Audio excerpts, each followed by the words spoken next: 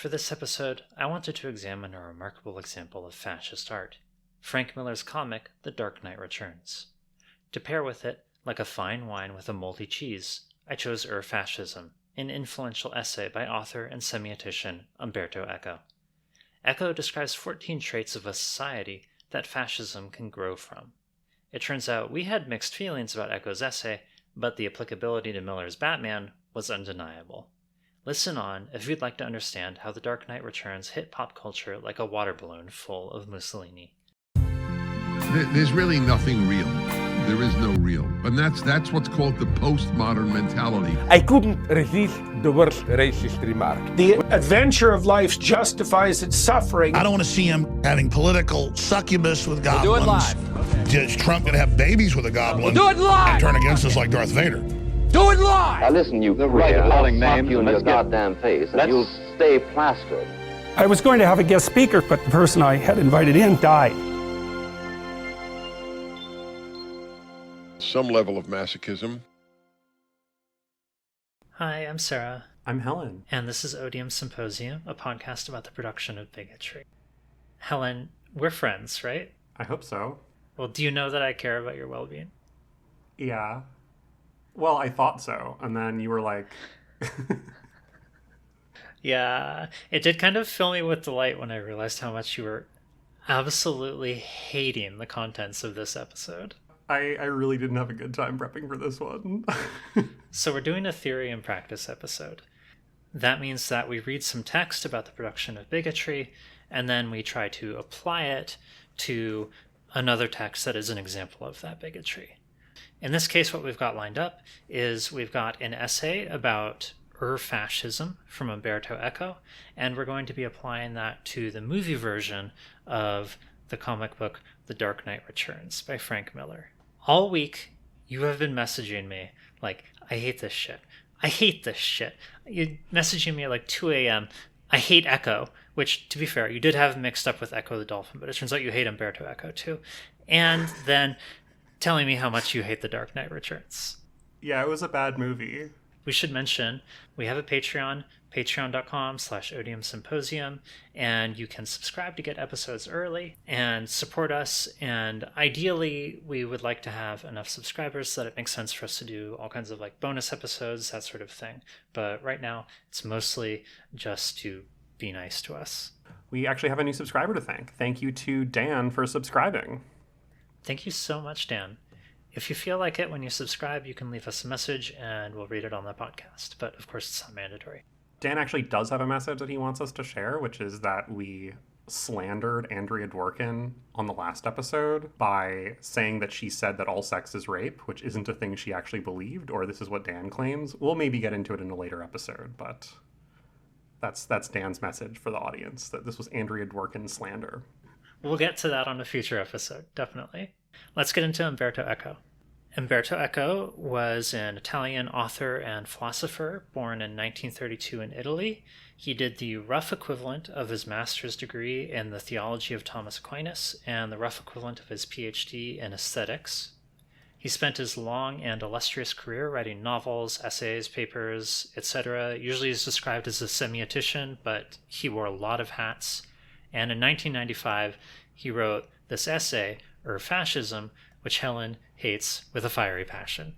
Let's start off with an excerpt that shows how this text has kind of an autobiographical flavor, even though it's a work more or less of political philosophy. In 1942, at the age of 10, I received the first provincial award of Ludi Juveniles, a voluntary compulsory competition for young Italian fascists, that is, for every young Italian. I elaborated with rhetorical skill on the subject, should we die for the glory of Mussolini and the immortal destiny of Italy? My answer was positive. I was a smart boy.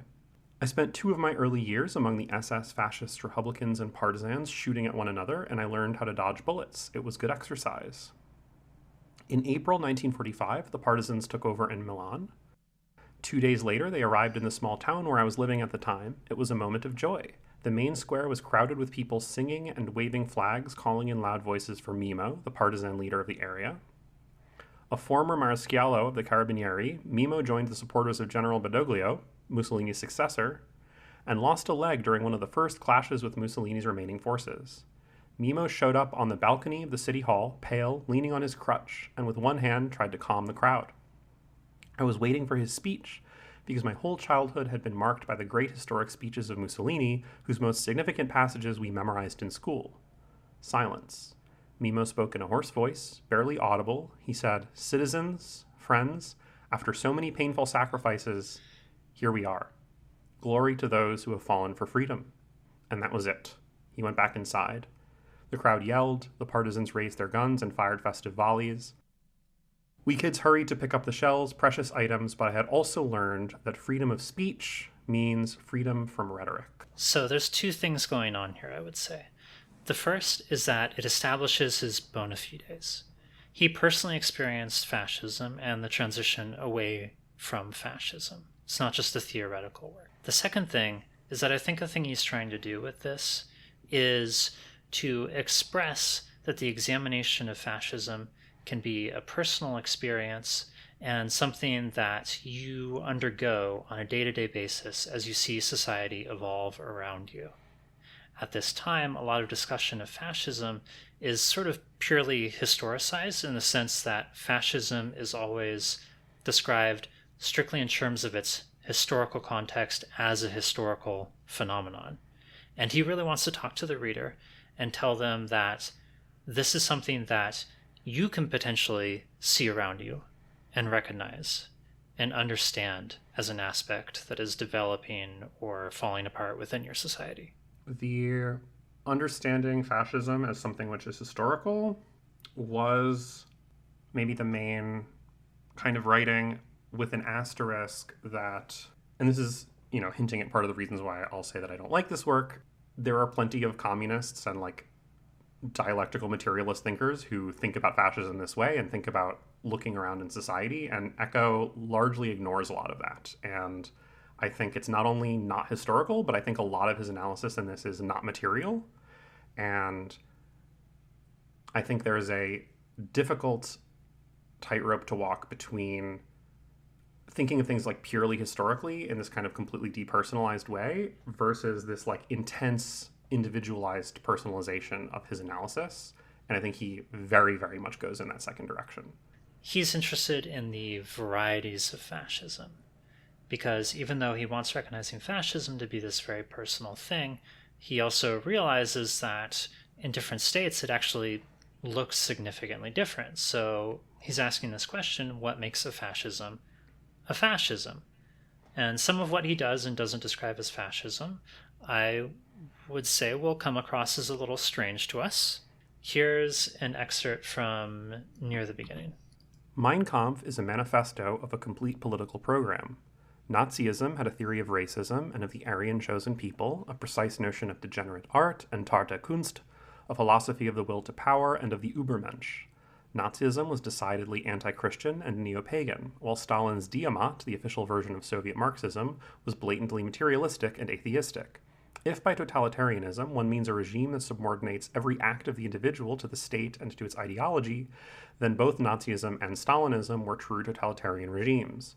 Italian fascism was certainly a dictatorship, but it was not totally totalitarian, not because of its mildness, but rather because of the philosophical weakness of its ideology. Contrary to common opinion, fascism in Italy had no special philosophy. Yeah, so he makes this interesting observation, I think a little bit earlier, which is that fascism is somehow the name one uses for all these different movements. When an American protester is spitting at a cop, it's fascist pig that they call the cop, even though fascist is this, particular Italian party. And he wants to understand, why is it that fascist as a word has grown to be the kind of umbrella term for all these movements? And so here he's saying, well, there's something interesting about fascism, which is its kind of lack of philosophy. Now, first of all, I think you can really see his position as a semiotician in this, right? He has even, I think he expressly says, words are everything. Let's talk about words, right? Which is the one, Umberto Eco, of course, he wants to talk about words. That's his special interest. And so it's funny that he zeroes in on this question of why fascism, why the word fascism, right?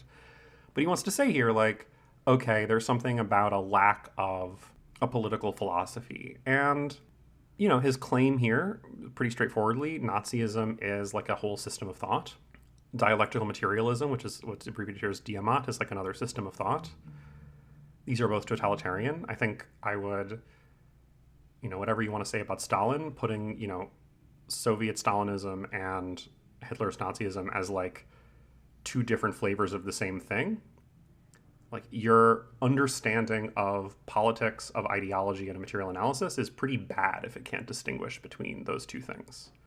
Yeah, we talked on a previous episode about totalitarianism as part of this intellectual project to locate communism specifically in the USSR and its oppressive state structures within the same theoretical framework as fascism, and to understand there as being some sort of like structural similarities between the two beyond the oppressiveness, which it's not at all clear that that actually exists, as opposed to just being something of a phantom of the liberal mind. Let's put it that way.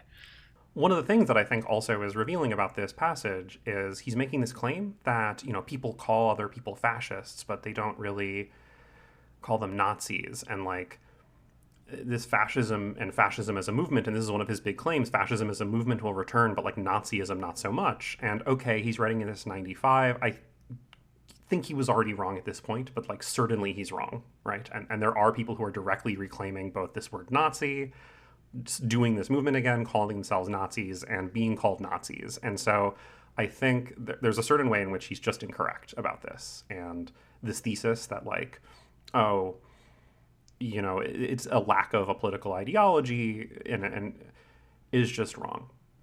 Yeah, I think there's various contradictions and inaccuracies in the text that I was able to pick out. At one point, he indicates that it's notable that Hemingway referred to the Spanish phalangists as fascists, and then, like, at two other points, he unambiguously does so himself, for example. And I think on a more intellectual level, there's, I don't know if it's really fair to call this a contradiction, but he's trying to make fascism into this, like, very personal thing that you can see around you, as I previously indicated. But also, by trying to take it out of the historical context, he's trying to abstract it and turn it into a set of rules. And to some extent, I think those goals are in conflict. The idea he arrives at is that different manifestations of fascism have what's called in philosophy a family resemblance. That is, there's a collection of traits that we consider fascist, and a country that embodies many of those traits is fascist, even though the overlap in particular traits from country to country might be minimal. Because of the fuzziness of what he's describing, instead of directly saying, this is a trait of fascism, he describes 14 different kernels that he calls Ur-Fascism, that fascism can coalesce around. What exactly Ur-Fascism is to me a little unclear. Perhaps it's the Platonic ideal of fascism, but that's his wording. I think actually, again, he has a kind of intellectual history here that he doesn't want to acknowledge, where quite a lot of work was done in the 20th century to talk about, and it's something people are still, I think, talking about today, and it's still an interesting question, and it's still not completely answered, which is, why do these movements come to be? What is it that causes these things to surge? What is it about people's impulses that creates these regimes, right? Like, there is something to say there, and there's quite a lot of 20th century critical theory that is about this, whether it's like Wilhelm Reich's like Mass Psychology of Fascism, or Adorno's like huge study on the authoritarian personality. These are more, psychologized texts. There's more historical texts. You can look at, again, a lot of Frankfurt School stuff that is trying to address this kind of general trend. He doesn't really want to talk about these guys. And in fact, at one point, he is talking about the resistance, and he says the communists, he's explicitly anti-communist at various points in the essay. I mean, that's pretty clear, yeah. That he's against Stalin, but he's more generally against communism, and he tries to dunk on communists, and he accused communists of using the resistance as their own personal property, just because they had a prime role in it. And it's like, well, first of all, what you're describing is communists correctly saying that they were a big part of the organized resistance against fascism. And this little like dunk you're doing where you're saying, oh, they're using it as their personal property, where you're trying to be like, oh, isn't it ironic that you're trying to declare ownership? And it just is really annoying. Like, he's really twee in his anti-communism in a way that just rubbed me the wrong way. Yeah, I mean, to be clear, part of why I think he doesn't want to acknowledge the prior scholarship is that a lot of it, especially the first kind of wave of scholarship around fascism, was done by leftists. Trotsky wrote about fascism, Gramsci wrote about fascism, and I don't think he wants to acknowledge that intellectual history. So that's one thing is you could say this essay that was written for popular readership doesn't cite all these scholarly works. That's okay. That's part of the genre of essay for popular readership. I'm not expecting you to have academic citations, but it's beyond not citing scholarly works. There feels like a particular avoidance of your intellectual history here because you don't want to acknowledge that really, if you took these ideas to their logical conclusions, you would have to be a communist. Right? I mean, it's a little bit of an exaggeration, but not entirely. What I did from here is I just took excerpts of most of the 14 traits that he talks about, and I thought we could just go through them one by one. The first one is the cult of tradition. This new culture had to be syncretistic. Syncretism is not only, as the dictionary says, the combination of different forms of belief or practice. Such a combination must tolerate contradiction.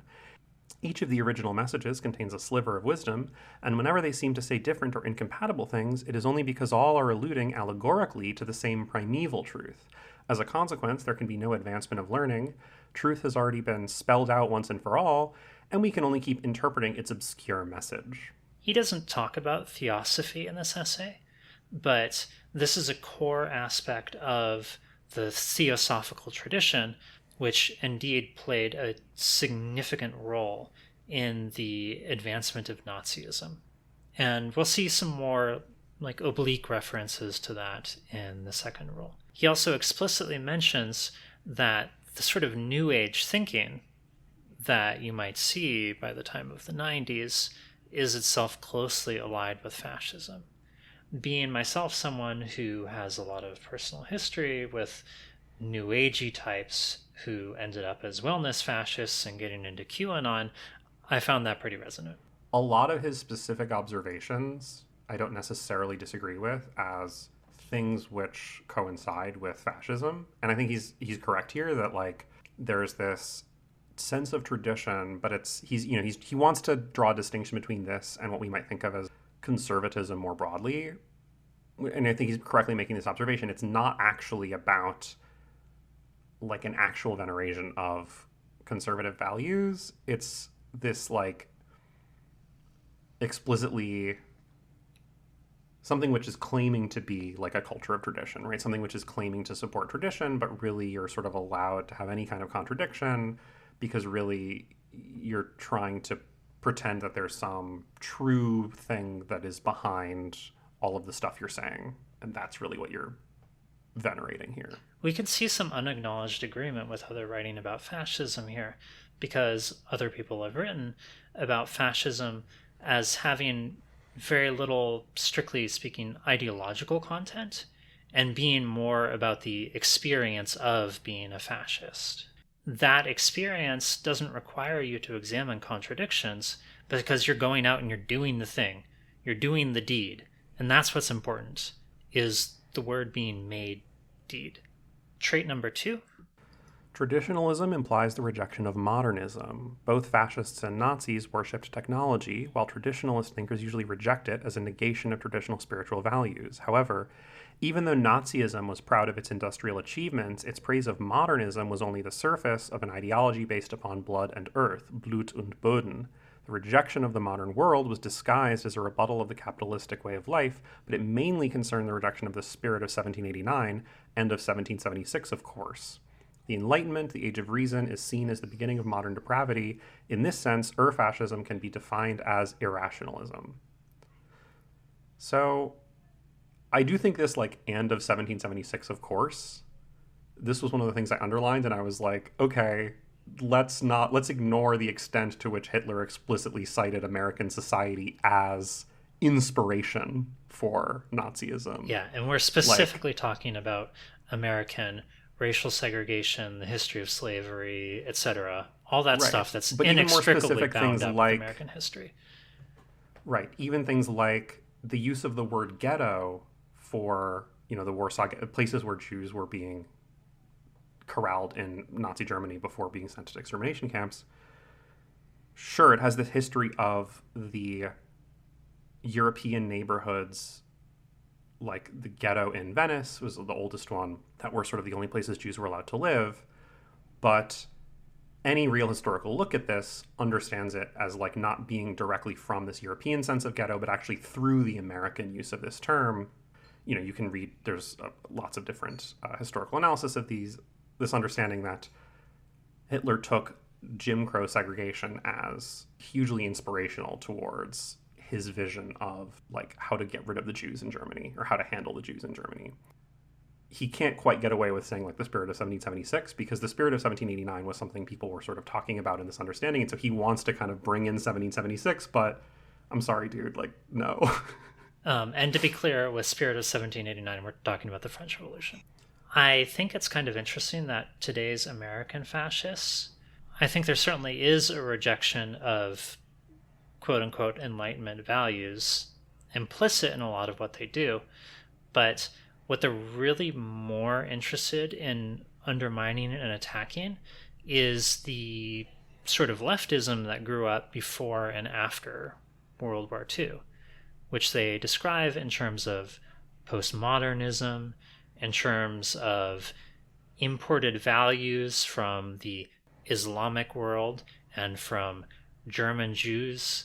I think the rhetoric of our current crop of fascists has shifted a little bit from this, but the rejection of modernism is still there. The thing I said at the beginning aside, which is, you could talk a lot about the contradictions of the American Revolution, and there's readings of how much of it was actually, Britain was talking about. I mean, I've seen historians claim like one of the big forces was the UK. Britain were talking about abolishing slavery, and America didn't want to do that. Like, there's all these contradictions inherent in 1776, of course. I think he's correct that, yeah, there is this rejection of modernism, there's this rejection of modernity, and we very much see that today. And we've even talked about, I think in the past, when like Tucker Carlson has come up, and Carlson is again getting support from some people and supposedly on the left for talking about, oh, we should question this narrative of whether Israel has a right to exist. And again, people are like, aha, like even Tucker Carlson is saying it, and look, like, you really don't have to hand it to Tucker Carlson.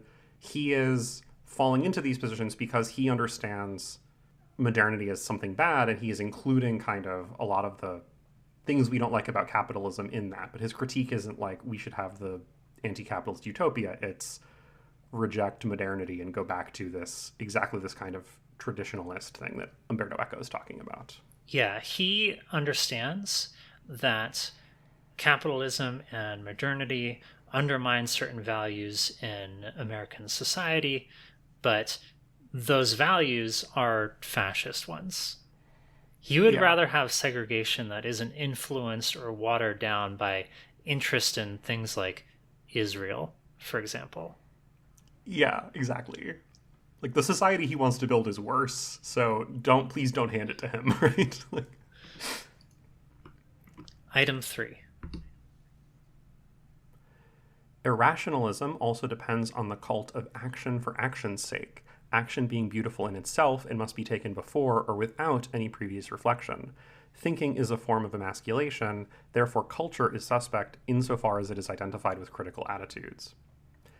This cult of irrationalism point was super interesting for me to read because around the time we're recording this, we have the clip of Mark Andreessen talking about how introspection is a modern invention, and he just does stuff without thinking about it. And actually the idea of thinking about stuff, he's basically exactly said this, it's emasculating and stupid, and really you should just do stuff without thinking. We absolutely see this. Now, I do think I will, dock Eco points again a little bit unfairly for not anticipating rationalism as a movement today, which would very much go, like, I think is an example of an Ur-Fascist, not explicitly fascist, but an Ur-Fascist movement that is not what he's talking about. Now, Eco would say, but I didn't say you have to hit all the points, right? These are just guidelines, right? Is family resemblance, sometimes you can do the opposite, and that's also fascism. And then I would question the utility of this entire project. But yeah, he a little bit falls for this like rational discourse as actual ideal that maybe he plays that up a little bit too much, and maybe it's because of his background as a semiotician who loves thinking in words and all these things and things that they have the power to save you. Fucking word cells. Let's read that Andreessen interview segment. I'm gonna be the interviewer and you be Andreessen, okay? I'm gonna imagine what it would be like if my head were perfectly egg-shaped. We should say who Andreessen is. He's the most powerful venture capitalist in Silicon Valley. He is a noted tech fascist who regularly writes these sort of manifestos about how technology is the future. He's incredibly powerful. Okay, I'll be the interviewer, David. You're Mark. You don't have any levels of introspection? Yes, 0, as little as possible. Why? Move forward. Go. I found people who dwell in the past get stuck in the past. It's a real problem, and it's a problem at work, and it's a problem at home. So I've read 400 biographies of 400 biographies of history's greatest entrepreneurs, and someone asked me what the most surprising thing I've learned from this was. And I answered, they have little or zero introspection.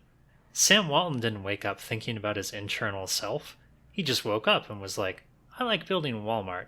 I'm going to keep building Walmart. I'm going to make more Walmarts. And he just kept doing it over and over again. If you go back 400 years ago, it never would have occurred to anybody to be introspective. All of the modern conceptions around introspection and therapy and all the things that kind of result from that are a kind of manufacture of the 1910s, 1920s. Great men of history didn't sit around doing this stuff. The individual runs and does all these things and builds empires and builds companies and builds technology. And then this kind of guilt-based whammy kind of showed up from Europe, a lot of it in Vienna in 1910, 1920s, Freud and all that entire movement, and kind of turned all that inward and basically said, okay, now we need to basically second guess the individual. We need to criticize the individual. The individual needs to self-criticize. The individual needs to feel guilt, needs to look backwards, needs to dwell in the past. It never resonated with me. There's so much wild shit in here. It's really funny. I do want to put it... Also, that was not at all a credible impression of Andreessen, and I wasn't trying to do one, so don't get in the comments and say that's a bad Andreessen impression. I was just trying to do a voice that sounded stupid. I actually pulled an audio clip of this, and then I listened to it a few times, and Andreessen's voice is so annoying, and he mumbles so severely that I was like, I just don't want to use this on the podcast. We're just going to read the interview. Yeah, I didn't even see this whole thing. So I had seen the short clip of like 400 years ago. Like I had seen basically he said 400 years ago no one did introspection. I'm pretty sure he picks out the number 400 because the other guy says he read 400 biographies, by the way. Yeah. So let's just take this like a little bit at a time because there's so much to talk about here, even though this is really not what this episode is about, but it's so funny. I've read 400 biographies of history's greatest entrepreneurs. Like, who are history's greatest entrepreneurs? What the fuck are you talking about? Like, because I'm wondering who he counts as, like, history's greatest entrepreneurs. Yeah, implicit right? in this, I'm pretty sure that, like, Genghis Khan is considered an entrepreneur. Like, it's that's gotta what I'm be. wondering, like, because would he include... Right, but there are certain figures that, like, if you included, then it wouldn't make any sense to make this claim, right? Like, Alexander the Great was maybe one of history's greatest entrepreneurs, right? But he was, like, he was tutored by Aristotle. Like, he was famously, like, introspective, right? Like, yeah, he famously got moody when his boyfriend died, like... Exactly, right? Like, he was a...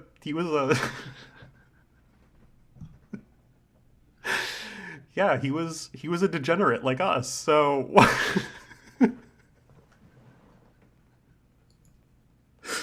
It reminds me of this one of my favorite books that I've read some of, and it's a huge doorstopper, and it's kind of stupid, but it's really funny. There's a really famous literary critic, Harold Bloom, who wrote a book about Shakespeare called Shakespeare: The Invention of the Human. And this, if I had any faith that Mark Andreessen was like somewhat well read, then I would say 400 years is because he's like referencing this concept. And it is the case that early modern historians talk about the late 1500s and the early 1600s as this like big period of change and of change in the understanding of what the individual is. I would agree with like that being the closest thing to trying to make sense of this you could make. Harold Bloom's claim in Shakespeare, the invention of the human, is that Shakespeare invented what it means to be a human for us today. And the book basically just goes through all of Shakespeare's plays and says like, oh, every time you're in love, really you're copying Romeo and Juliet, right? And you're doing the things that like Shakespeare invented in Romeo. And it's kind of charming in how absurd it is as a claim. Like I do find something charming about this analysis because I too would love to believe that like literature has this huge transformative power to change the world, but it's obviously ridiculous, right? Shakespeare did not invent what it means to be a human. Get fucking real. But even in that most like even in the most extreme, yes, Harold Bloom is correct. Shakespeare invented what it means to be a human. That is still nothing compared to the absurdity of claiming that 400 years ago, no one was introspective. Like, because that claim also exists, right? Like, there's a famous book, The Origins of Consciousness and the Breakdown of the Bicameral Mind by Julian Jaynes, where he claims that human consciousness evolved sometime after the Bronze Age. And you can prove this by reading the Iliad, because the characters in the Iliad weren't conscious. They didn't have any sense of like interiority. They experienced their like bicameral mind as like gods talking to them. And that's why the characters talk to the gods in the Iliad, because the characters in the Iliad, the people that they're based on, like didn't actually have consciousness. Which is like a crazy claim for a book that is like one of the most introspective. I don't know, the Iliad is so incredibly introspective, like all the time. Anyway, There's all these claims like exist, and it's like shocking to me. Like he's managing to blow all of those out of the water with like, not only did interiority not exist, not only did like it not exist before, the Iliad, or it didn't exist before Shakespeare, it actually didn't exist before 1910. Like, no one had interiority before 1910. That's crazy! Did you know nobody felt guilt before 1910? Or at least they weren't pressured to ever? Do you think he's heard of Catholicism? Yeah, like, Catholicism, like, this is after, like, all of Romantic literature. Like, Goethe and, like, Mary Shelley's Frankenstein. Like, all these books which are fundamentally just about, like, people moping around and being introspective. Like, all of those were at a time when introspection didn't exist. Like, even in the dumb guy version of the thing he wants to say, like, he's managing to be dumber. Like, it's so wild. I don't know. This is so funny. And it's all because he wants to complain about Freud. I mean... Yeah, I mean, he wants to complain about the Jews who are making him feel bad for being fascist. Yeah, this is like crypto-fascism, but like really light on the crypto part. It's like the thinnest veneer over anti-Semitism, right? He wants to talk about like degenerate Jewish science. Yeah, basically. he's putting some rice paper over it. Yeah, like... By the way, let me highlight the thing where he says that thinking causes problems at home. I've met this guy's wife. Laura Arriaga Andreessen came to my class as a guest speaker while I was an undergrad at Stanford. And she spent almost the whole time talking about how when you are the daughter of one billionaire and married to another, people don't take you seriously. And just whining about that shit. That was a formative experience for me. I understood so much more about rich people after that. I bet he's fucking miserable at home, and that makes me happy to think about. I've got no sympathy for this, like, oh my god, it's so hard being a billionaire. Like, Then I couldn't don't be. imagine a bigger skill issue, right? Like, first of all, you don't have to be one. Second of all, like, you have no imagination. Like, you literally are one of the few people on Earth with the power to genuinely transform, like, your material situation into whatever you want. How are you so stupid? I don't know. I have seen this claim. I mean, there's, like, that famous post that's, like, being wealthy is like the cognitive equivalent of like being kicked in the head by a horse every day. It's one of those things where, like, to some extent, I guess I have to believe it because it's so obviously, like, empirically true. But I just, like, there's a part of me that doesn't understand it. Like, how is it causing that? Like, how come you can't, like, you're a billionaire. You can do whatever you want. Okay. Would you say this is a good example of action for action's sake and the cult of irrationalism? Yeah, absolutely. I think he is broadly correct in that point. 4 and 5 are redundant, so we're just going to skip to 5. Disagreement is a sign of diversity. Ur-Fascism grows up and seeks for consensus by exploiting and exacerbating the natural fear of difference. The first appeal of a fascist or prematurely fascist movement is an appeal against the intruders. Thus, Ur-Fascism is racist by definition. I think this is broadly true, and I think his thing, Ur-Fascism is racist by definition, is a good way of putting it. It's not that, oh, you look at fascist movements and you notice that they become racist in this way. It's like, that is one of the things we think of as defining this kind of movement, right? Like this kind of reactionary right-wing movement that we want to call fascist, it is usually, this is sort of the constitutive thing that we usually think of as what makes people fascist, is this hatred of foreigners or different races or whatever the outgroup is. Yeah, I can't imagine trying to describe fascism and not putting this more or less at the center. Number 6. Ur-Fascism derives from individual or social frustration. That is why one of the most typical features of the historical fascism was the appeal to a frustrated middle class, a class suffering from an economic crisis or feelings of political humiliation and frightened by the pressure of lower social groups. In our time, when the old, quote, proletarians are becoming petty bourgeois, and the lumpen are largely excluded from the political scene, the fascism of tomorrow will find its audience in this new majority. I think this is an interesting one, and especially he makes this claim about the future, and here we are 30 years later, we can kind of say, you know, is the fascism of the future finding its audience in this new majority? I think the answer to this one is complicated. I think I don't know that I agree with this analysis of where the fascism is finding its audience. I do think there is something to be said about a kind of frustrated middle class and a certain amount of fascism emerging from a failure to have class solidarity that a certain group of people who want to be middle class are, because they don't want to recognize their role as proletarian, if that makes sense. I think fascism as we see it in the US today is very much a cross-class phenomenon. Yeah. It's mostly along racial lines, and it's successfully incorporated these extraordinarily wealthy elites and lower class people and middle class people, and especially it's targeted a group that he doesn't quite talk about, which is the sort of petty lords of the American economy these days, people who own a bunch of car dealerships, that sort of thing. There were analyses of the average income of people who were January 6th rioters. It was like really high. That is kind of who he's talking about, I think, when he talks about like a petty bourgeois that is that wants to exclude the proletariat. I just don't think this one quite hit.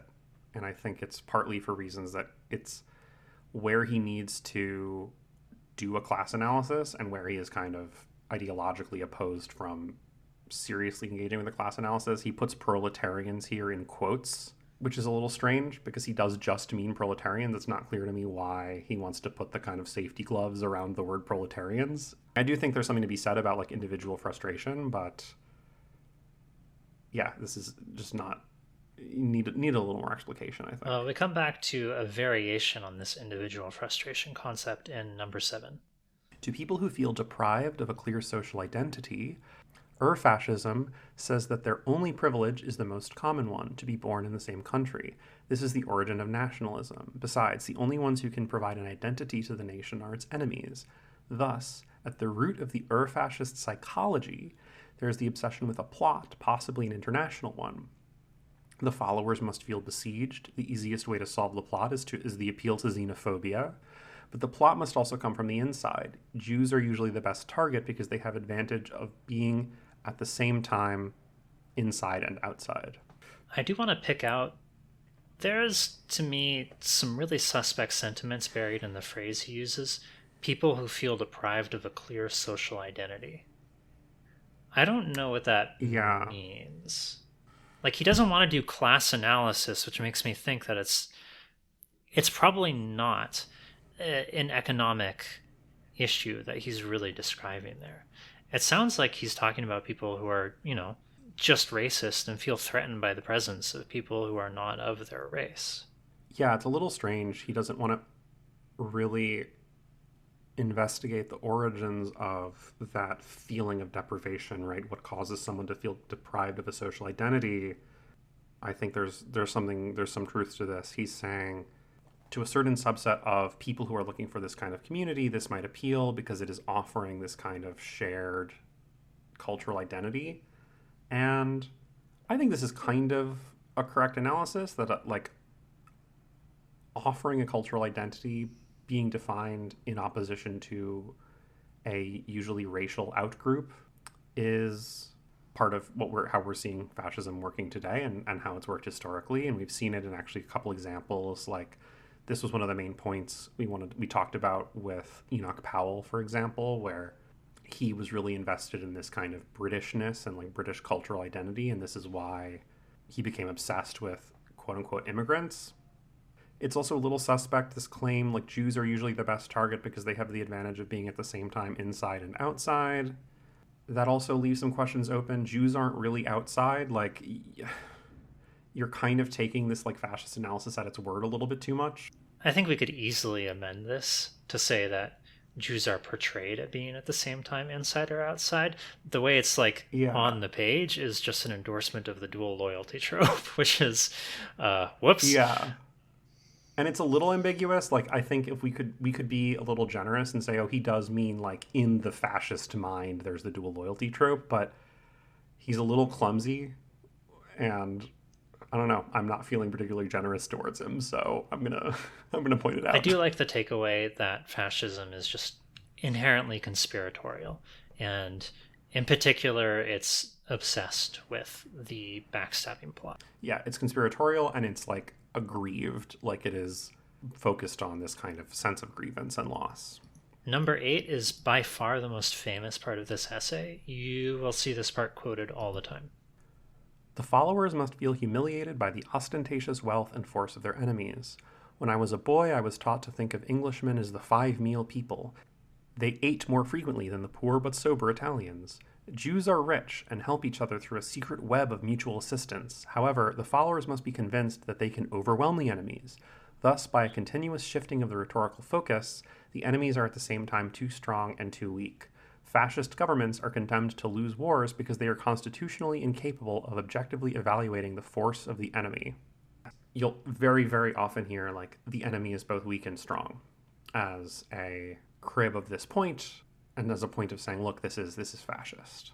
I think he's kind of correct here. Yeah, I agree.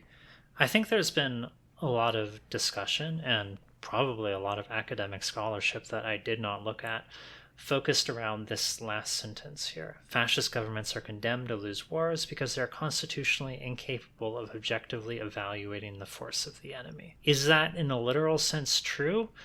I don't know. Can we see that play out sometimes? Definitely. Our fascist government just invaded Iran with no clear conception of what Iran was actually capable of doing. And the result has been a complete fucking catastrophe. I think we're seeing that part illustrated quite vividly right now. Like, part of what is happening is, like, the US military needs to simultaneously project the sense that we're, like, undefeatable and able to do anything, while, like, understanding that that's not the case.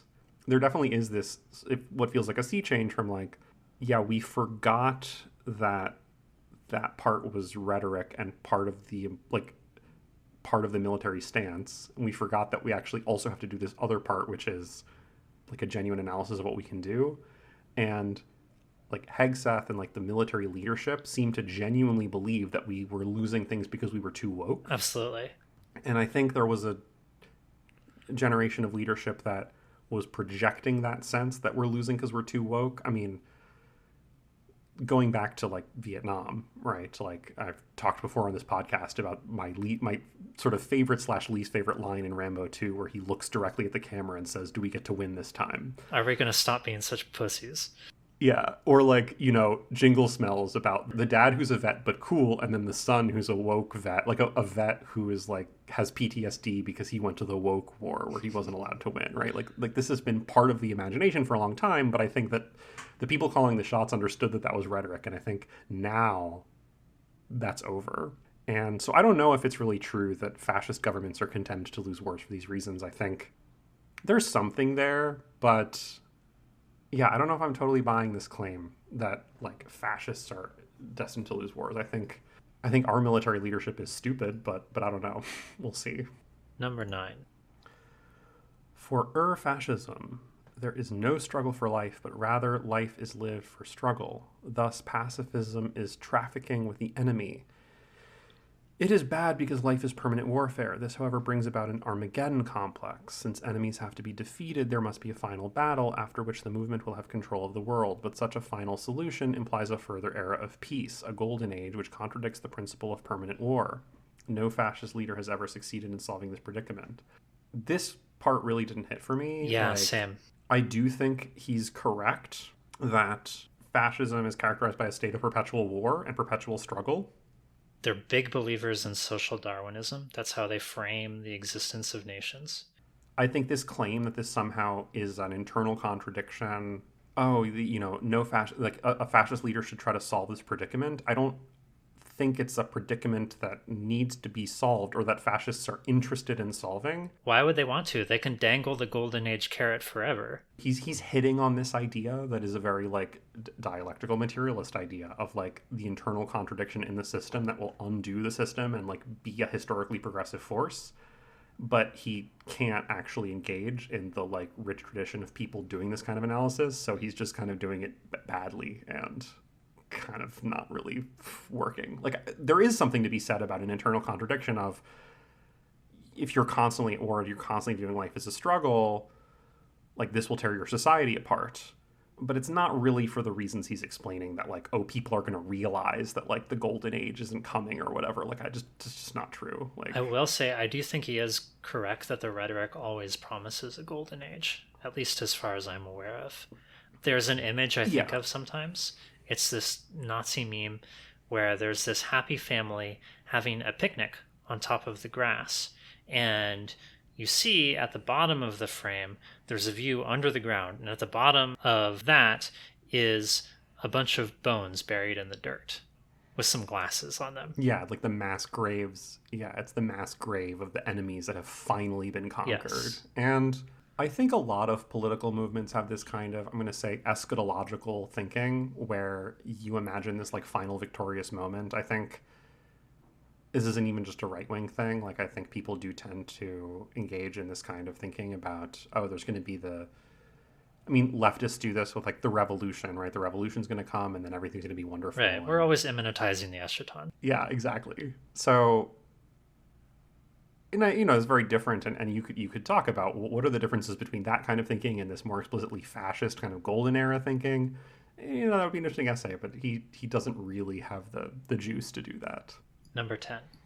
Elitism is a typical aspect of any reactionary ideology insofar as it is fundamentally aristocratic, and aristocratic and militaristic elitism cruelly implies contempt for the weak. Ur-Fascism can only advocate a popular elitism. Every citizen belongs to the best people of the world. The members of the party are the best among the citizens. Every citizen can or ought to become a member of the party, but there cannot be patricians without plebeians. In fact, the leader, knowing that his power was not delegated to him democratically, but was conquered by force, also knows that his force is based upon the weakness of the masses. They are so weak as to need and deserve a ruler. Since the group is hierarchically organized, according to a military model, every subordinate leader despises his own underlings, and each of them despises his inferiors. This reinforces the sense of mass elitism. Okay, I think there's something interesting here. I was actually thinking a lot about our Nick Fuentes episode when I read this, that I think he's missing something here, which is there is a kind of elitism, but it's not necessarily, like there is a sense in which it's like, we're better than everyone else, But there's also this like huge negative affect to it very often that I think he's missing, of the like, Nick doesn't say like you're better than everyone. He actually hates his audience, but in that contempt is teaching them to be contemptuous of the rest of society and like everyone at all to the left. You know, he's kind of getting at that a little bit here. Like this, okay, the leader knows the power was not delegated democratically but conquered by force. So he's got this like, he understands that his position is based on the weakness of his followers, but he doesn't quite push that idea enough, I think. I think he's missing like how much kind of negative affect and hatred is actually really a motor here. I think we can make this both more general and more accurate by describing it as a love of hierarchy and a love of enforcing and abusing the structure of that hierarchy. It's not just we're contempt for the weak, we're like contempt for the people who are more weak than us, and like we understand ourselves as weak, and like and there's a pleasure in that. There's a pleasure in submission to the hierarchy. I also think that these hierarchies proceed along more diverse lines than what he's laying out here. He's talking about aristocraticness, which is, I don't know, maybe a very European take on what kind of hierarchy fascism has to be obsessed with. There's racial hierarchy, there's gender hierarchy, there's just the hierarchy of listening to the Nick Fuentes podcast versus being some rando chud. Yeah. These are all hierarchies that these people can enjoy. Yeah, the hierarchy of do you groip? Yeah. 11. In such a perspective, everybody is educated to become a hero. In every mythology, the hero is an exceptional being, but in Ur-Fascist ideology, heroism is the norm. This cult of heroism is strictly linked with the cult of death. It is not by chance that a motto of the Phalangists was Viva la Muerte. In English, it should be translated as Long Live Death. In non-fascist societies, the lay public is told that death is unpleasant but must be faced with dignity. Believers are told that it is the painful way to reach a supernatural happiness. By contrast, the Ur-Fascist hero craves heroic death, advertised as the best reward for a heroic life. The Ur-Fascist hero is impatient to die. Putting aside what we think about his cult of heroism and cult of death characterization, I do think it's interesting to point out that he says in non-fascist societies, the lay public is told that death is unpleasant but must be faced with dignity. He's talking about Christian theology. Like, there's all sorts of different religious reactions to the notion of death, or just ways people process death. There's plenty of examples of non-fascist societies where that's not how they approach death. That, you know, death is understood in all sorts of different ways. And it's, I think, again, you know, you're saying the lay public is told this and believers are told it's the painful way to reach a supernatural happiness, but it's like believers of Christianity. And I think there's a narrowness to Eco's vision here. I do think there's something to be said about this notion of like fascism being characterized by a heroic vision of death, or like needing to die in a heroic way. I think it's interesting that, right, like I'm thinking now again of, remember Enoch Powell saying that he always regretted not dying in the war, that anyone who went off to war and who didn't die like has a regret. And, you know, certainly Enoch Powell was not a fascist in the sense that he didn't agree with the fascists, right? He wasn't a member of the fascist, and he went to war to fight the fascists, and he actually he had like a spiritual disillusionment with his prior fascination for German culture. I mean, there was a lot of stuff in there, and so I don't want to say straightforwardly he was a fascist. I mean, he was certainly a racist. But also, I'm thinking of fascist obsession with the contemporary understanding of like Norse mythology and religious practice. Part of what they love about it is like, oh yeah, that's so cool. Like I'm gonna go to Valhalla when I die because I'm gonna die in battle. Like there definitely is this fascination with the heroic death. When he says like, you know, by contrast, this is what non-fascists believe, and then basically just explains Catholicism, is kind of funny. 12. I think this is where they start getting shakier here. Since both permanent war and heroism are difficult games to play, the Ur-Fascist transfers his will to power to sexual matters. This is the origin of machismo, which implies both disdain for women and intolerance and condemnation of non-standard sexual habits from chastity to homosexuality. Since even sex is a difficult game to play, the Ur-Fascist hero tends to play with weapons. Doing so becomes an ersatz phallic exercise. I think he's got this exactly backwards. I agree. Like, I think he's saying, oh, there's these like fascist impulses, and then they're getting frustrated by the fact that, you know, permanent war and heroism are difficult, and so they're being channeled into homophobia and misogyny.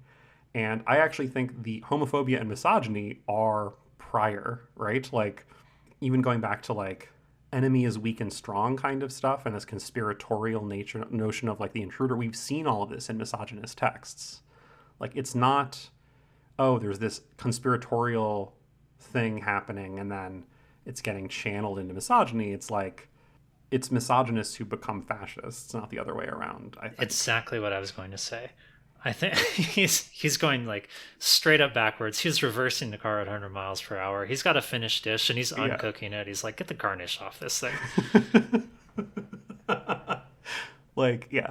I mean, I think he's correct that misogyny is, you know, misogyny and homophobia are things you can look for to help identify fascism. But just the causal chain is in the other direction. Yeah, the pipeline is incel to fascist, not the other way around. It's not that you have all these neo-Nazis going around and then there's forums where they're all talking about hating women, right? It's the other way around. 13. Ur-Fascism is based upon a selective populism, a qualitative populism, one might say. In a democracy, the citizens have individual rights, but the citizens in their entirety have a political impact only from a quantitative point of view.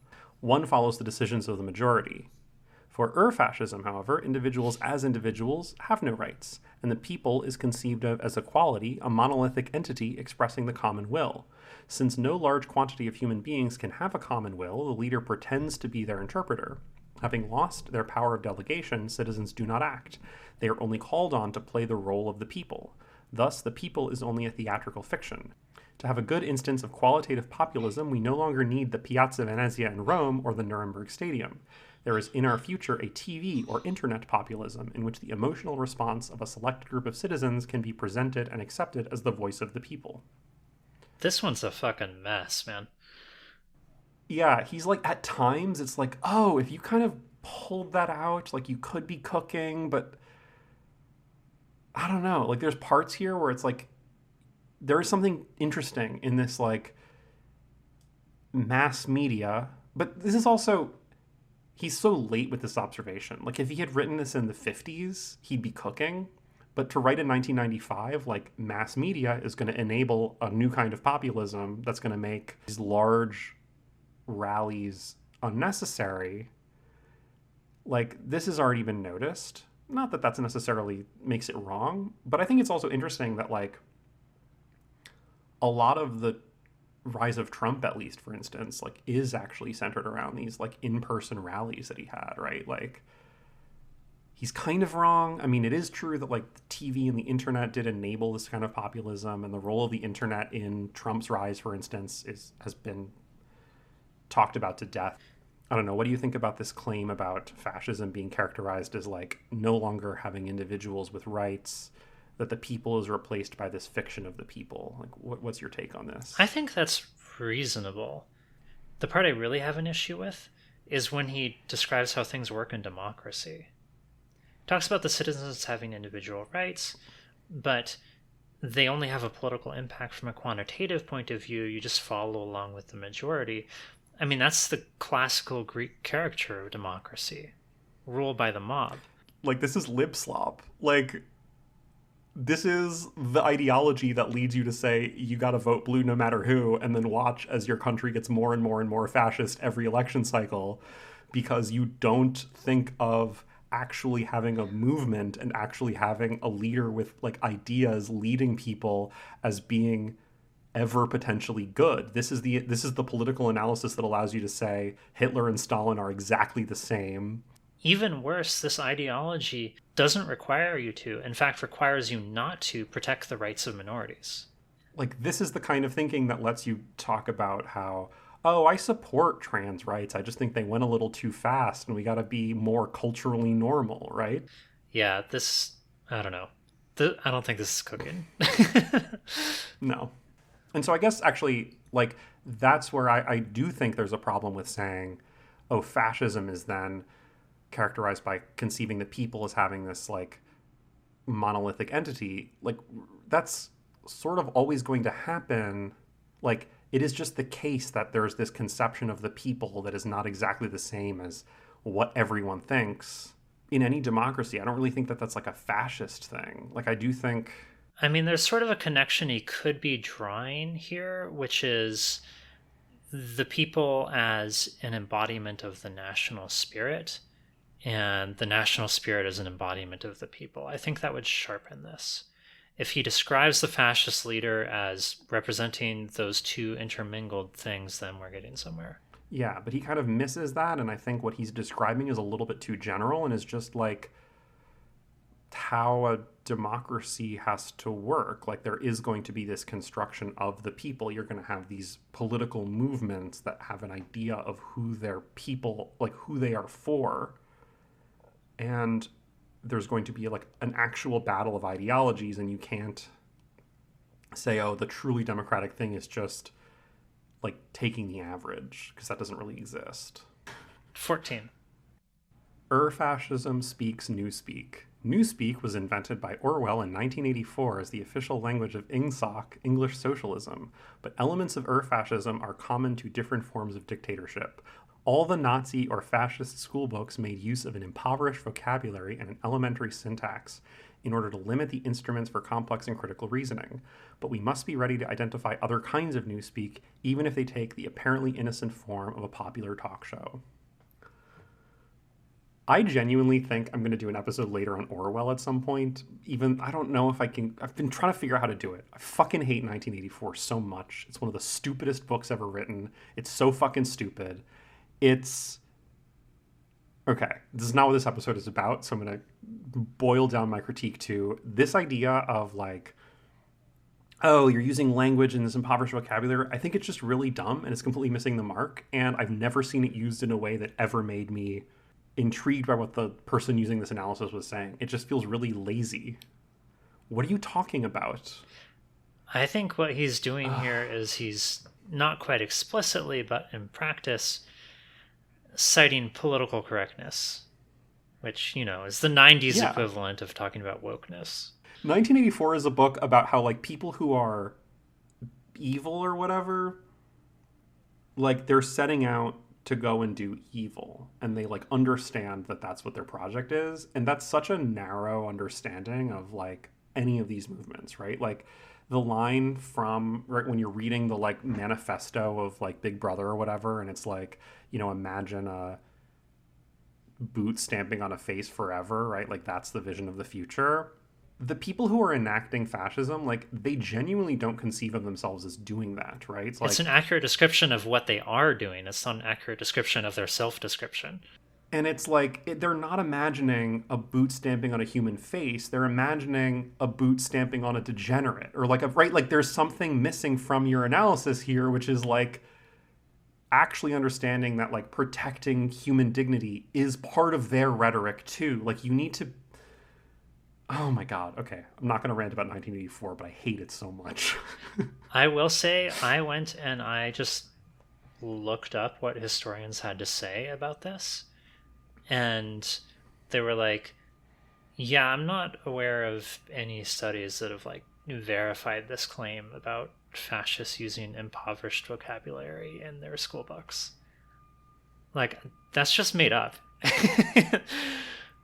It is true that fascists are targeting certain words in school books, but it's not the words, it's the concepts, and it's not this generic, like, we're impoverishing vocabulary, right? Well, the claim of Orwell is that the primary way that dictatorships will attack ideas in the future is to attack the words that those ideas represent. And that's just not true. And Eco loves this idea. Eco loves this idea because he's, like, obsessed with semiotics, but it's not the case. Words don't have no value, but they're not, like, the thing that Eco thinks they are throughout this essay. This just is a really weak point to me. So I think before we move on, I want to just sort of summarize, what my sort of big problems with this essay are and why I was like, oh my God, I hate this so much.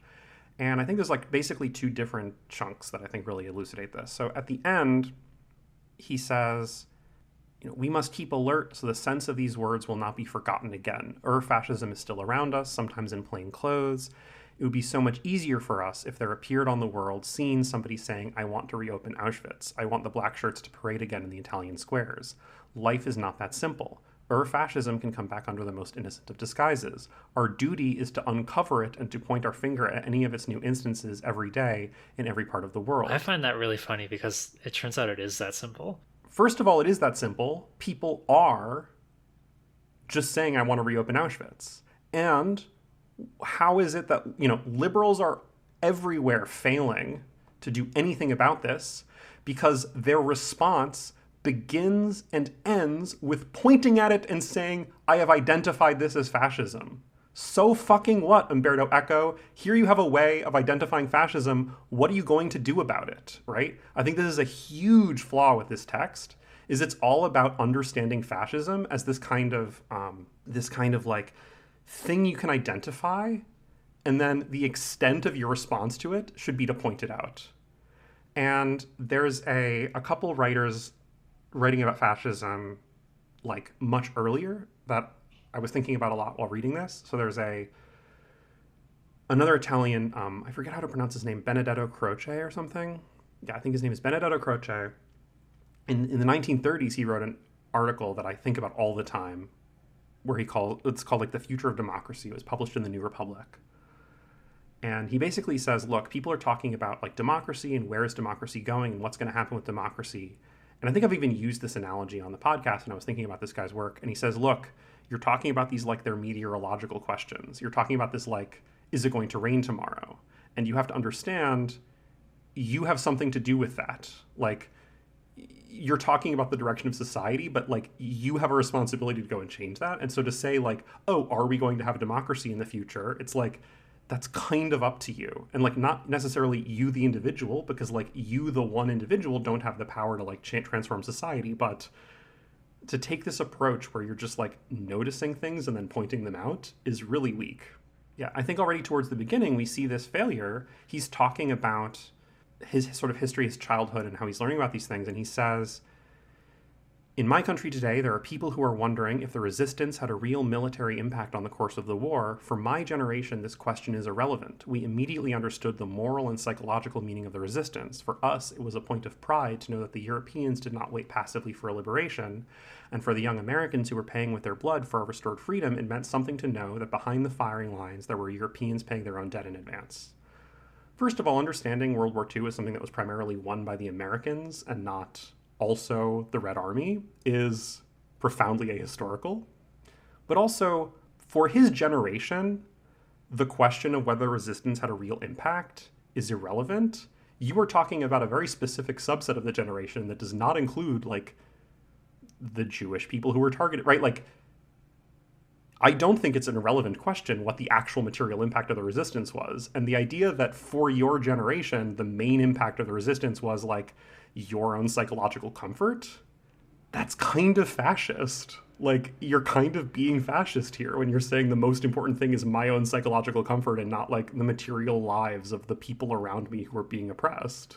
I will also say that it's very easy for him to talk about it being irrelevant whether the resistance helped because he wasn't involved with it. He was a little kid. He literally didn't know that the resistance existed until after the war was over. He talks about that in the essay.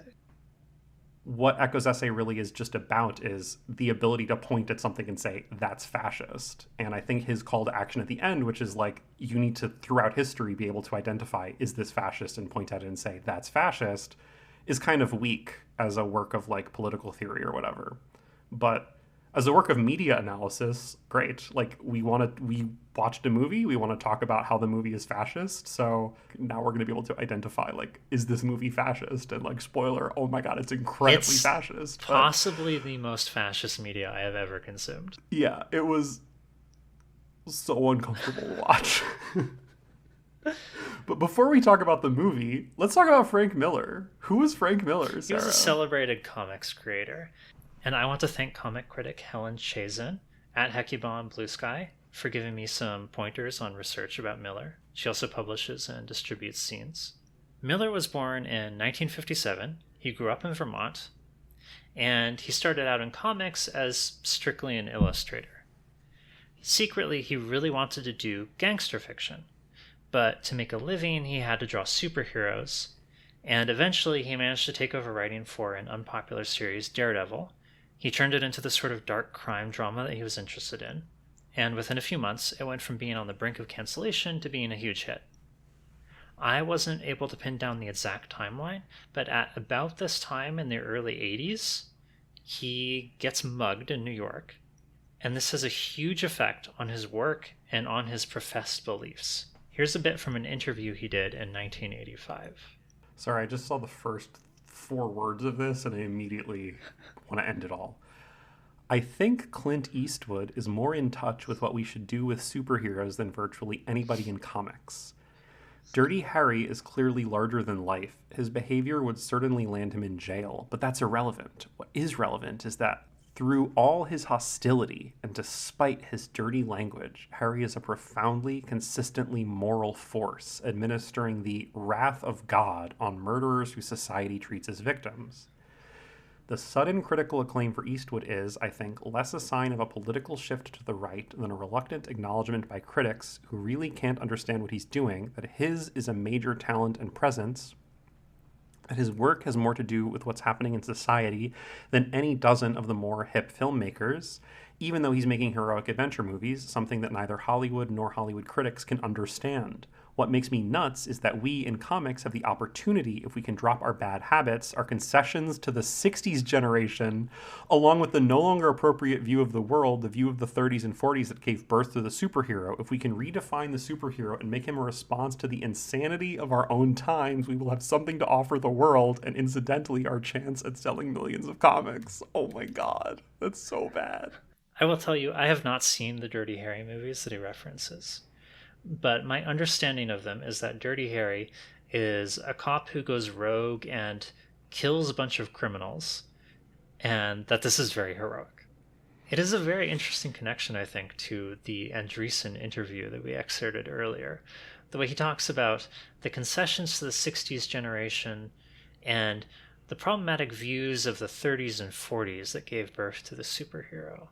I think what he's referencing there is exactly that importation of what is just barely subtextually in the Andreessen interview, Jewish points of view. Miller is talking about kind of the same stuff here, I think.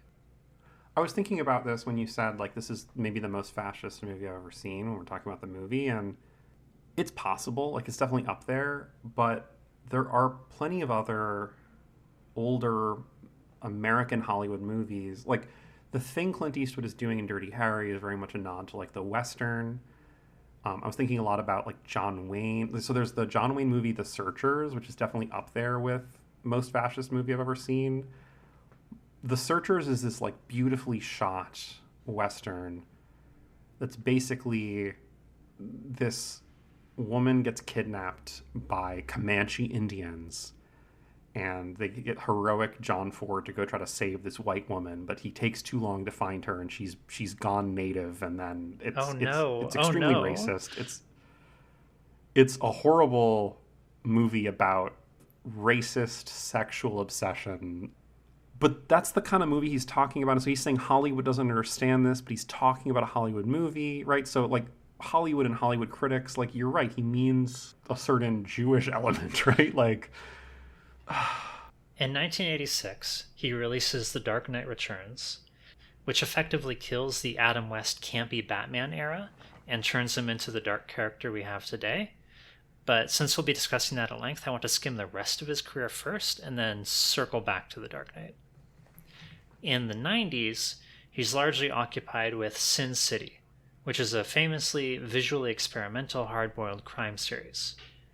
Usually it's described as noir because it uses noir aesthetic techniques, but I feel like if I talk about it that way, I'm going to give you the false impression that it's a descendant of, like, Raymond Chandler and Dashiell Hammett, and it's much more a descendant of Mickey Spillane. It's all about pulpy orgasms of unrepressed violence and sex. Miller cranks the misogyny way up with this work, even from the movie we watched today, in a way that is inflected with what you might call badass victim feminism. So the women are all sex workers. They're all dangerous and smart, but also constantly victimized by men and bragging about how tough that makes them.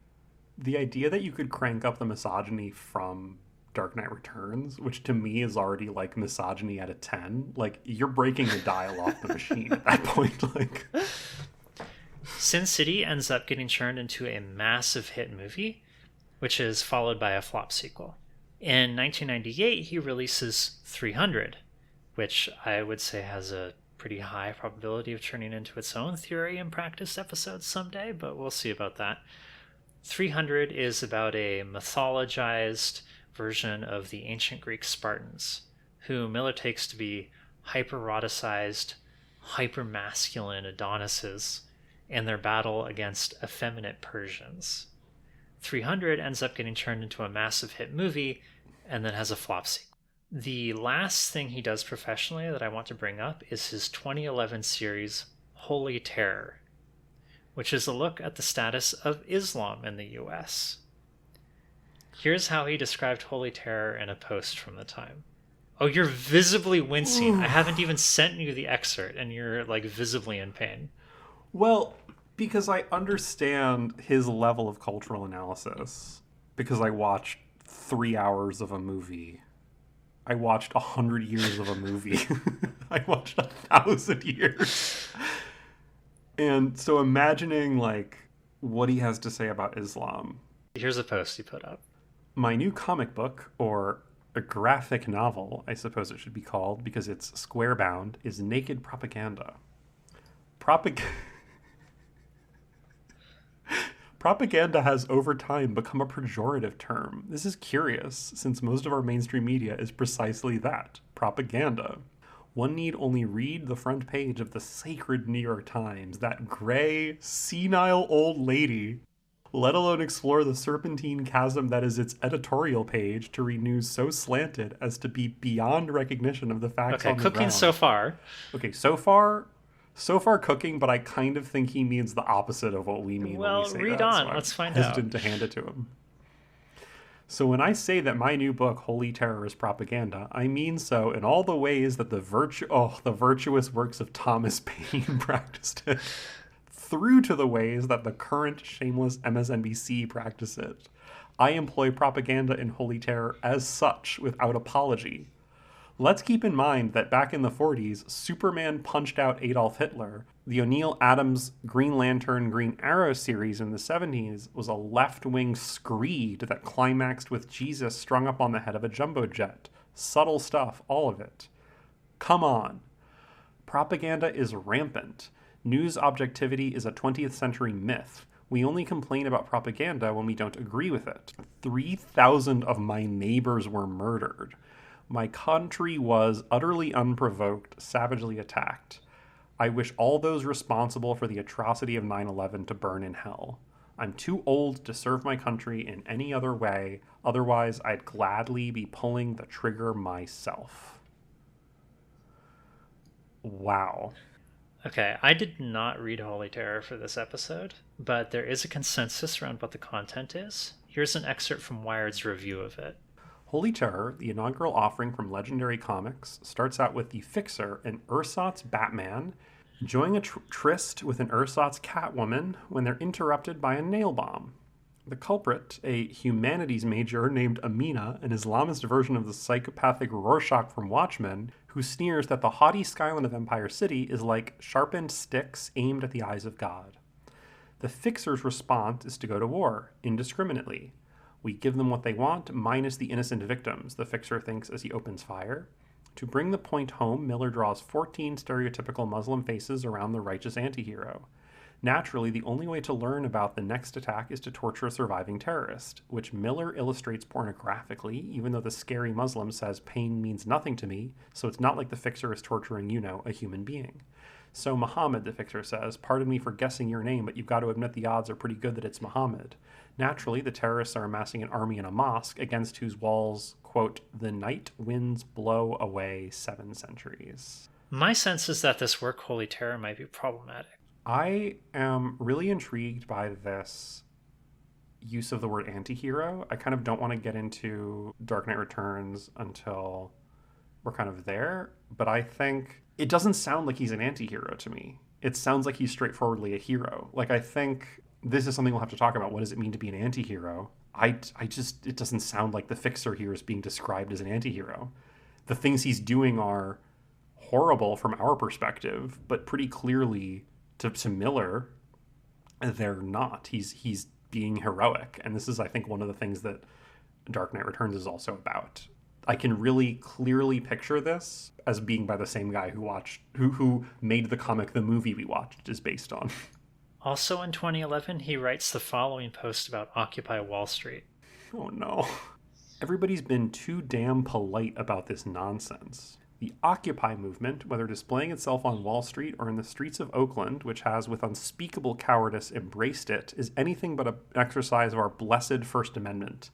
Occupy is nothing but a pack of louts, thieves, and rapists, an unruly mob fed by Woodstock-era nostalgia and putrid false righteousness. These clowns can do nothing but harm America.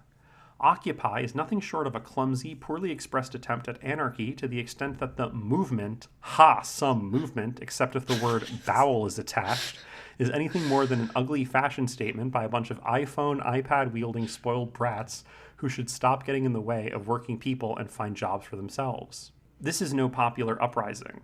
This is garbage, and goodness knows they're spewing their garbage, both politically and physically, every which way they can find. Wake up, pond scum. America is at war against a ruthless enemy. Maybe between bouts of self-pity and all the other tasty tidbits of narcissism you've been served up in your sheltered, comfy little worlds, you've heard terms like Al-Qaeda and Islamicism. And this enemy of mine, not of yours apparently, must be getting a dark chuckle, if not an outright horse laugh, out of your vain, childish, self-destructive spectacle. In the name of decency, go home to your parents, you losers. Go back to your mama's basement and play with your Lords of Warcraft. Or better yet, enlist for the real thing. Maybe our military could whip some of you into shape. They might not let you babies keep your iPhones, though. Try to soldier on, schmucks. Yeah, this guy sucks. Jesus Christ. Yeah, I mean, this is pretty bog standard stuff for, I don't know, Cat Turd 2.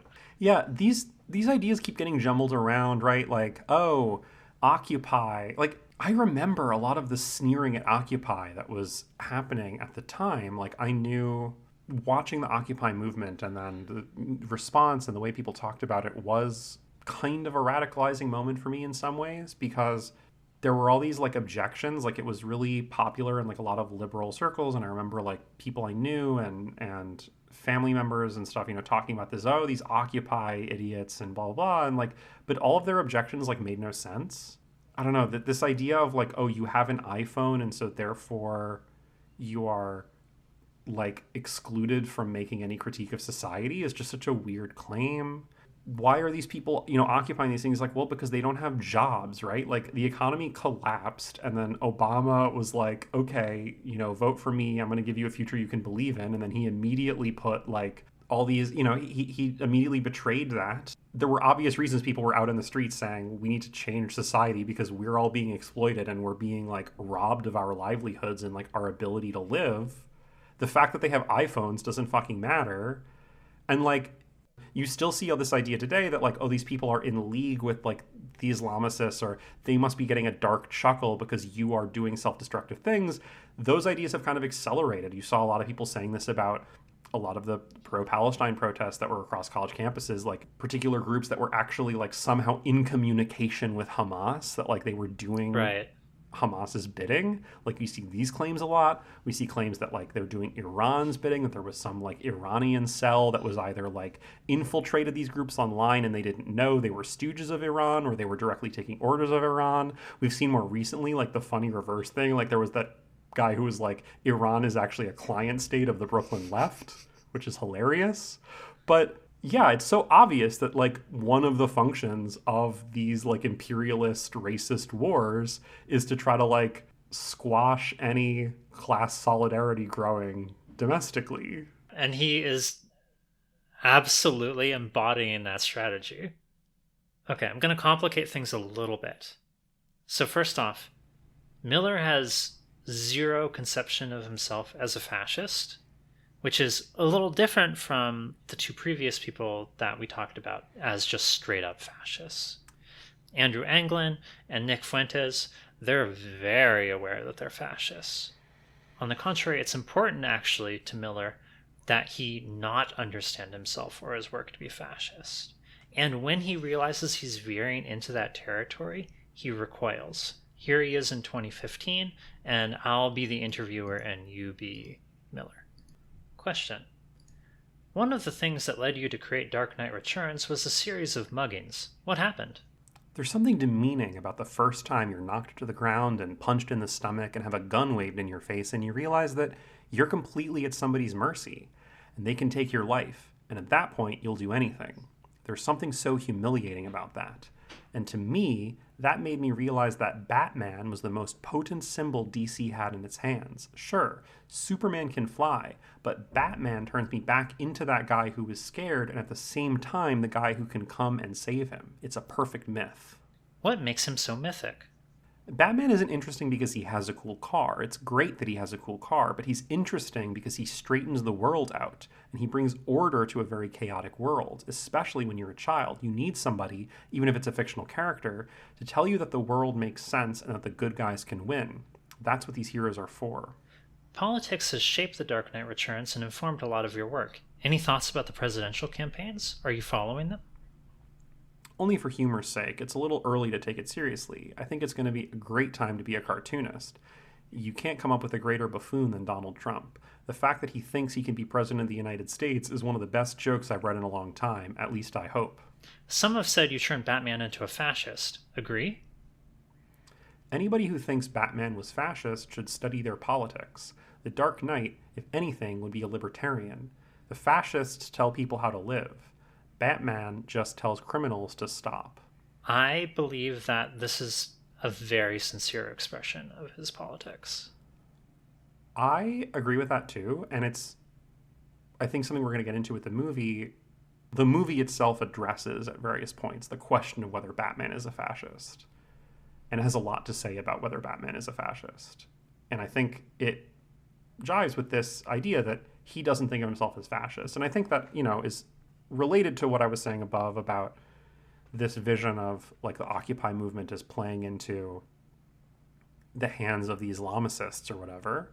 I think this expression, the way he's put this, is like he genuinely believes that. He's not cynically trying to say, I'm going to use this racialized enemy as a way to crush, any kind of domestic rise, political movement. He genuinely thinks that that's what's happening. Like, he genuinely thinks that, 9/11 happened for no reason, which, I think is incorrect. Not to say it was good or whatever, but to say that 9/11 happened was an utterly unprovoked event is just, ahistorical. But, yeah, I totally buy this vision of who he is. Ever since Trump came onto the scene, Miller has been kind of walking his fascism and Islamophobia back. I think this is easy to overstate, and I saw a lot of people doing research for this episode who, in my opinion, were overstating it. But there has definitely been a change in how he presents his politics, and it appears in his politics. He now describes Holy Terror as unbelievably bloodthirsty, and something he wouldn't be capable of creating today. He votes for Democrats. I couldn't find a direct statement by him on Black Lives Matter, but one of his recent works, a sequel to The Dark Knight Returns, includes a scene where Batman rescues a black teen from some cops who are about to kill him for being black. All of this coincides with his well-publicized recovery from alcoholism. He was frequently extremely trashed during the period that he wrote those posts I had you read. In a lot of commentary, people basically blame the severity of Miller's alcoholism in 2011 for Holy Terror, and by extension his Islamophobia, and I want to make absolutely clear that that is not accurate. The views on Islam we saw earlier were represented earlier in his life. That's really funny. People love this idea that, it's substances somehow which are responsible for this. I've definitely seen, there's been a lot of scholarly work in the last decade or a little bit more about the role of drugs and stimulants in the Nazi regime, for instance. And while I definitely think there's something to talk about there, and they did use heavily used stimulants. I've definitely seen people dramatically overstate this into the claim that like, you know, the use of drugs and like benzos and all these other things is like almost entirely responsible for like the Nazi regime. And it's like, no, that's not really how drugs work. I'm sorry. Like, you actually do have to pay a little bit more attention to other things. You just all blame it on alcohol or on stimulants or, you know, whatever it is. I really want to substantiate my claim. So I'm going to send you an excerpt from a paper titled Drinking His Own Kool-Aid by Daryl Ty Engen. In an interview on National Public Radio in 2007, Miller states that, quote, our country and the entire Western world is up against an existential foe, yet, quote, a lot of Americans are acting like spoiled brats, end quote. Because we are taught that, quote, all cultures are equal, Miller went on to characterize the enemy as representative of a 6th century barbarism. Since they saw people's heads off, they enslave women, they genetically mutilate their daughters, and do not behave by any cultural norms that are sensible to us. When asked how he explains the situation to others, Miller states, mainly in historical terms, I hear people say, well, you know, why did we attack Iraq, for instance? Nobody questions why we, after Pearl Harbor, attacked Nazi Germany. It was because we were taking on a form of global fascism. We're doing the same thing now. When the interviewer says they, Nazi Germany, did declare war on us, but Miller cuts him off and says, yeah, but what I mean is, so did Iraq. To be clear, Iraq did not attack the US. This vague connection between 9/11 and Iraq and, Well, the connection is Islam. Exactly. It's just like this scary Muslim enemy. Yeah, Islam attacked us, so now we're attacking Islam.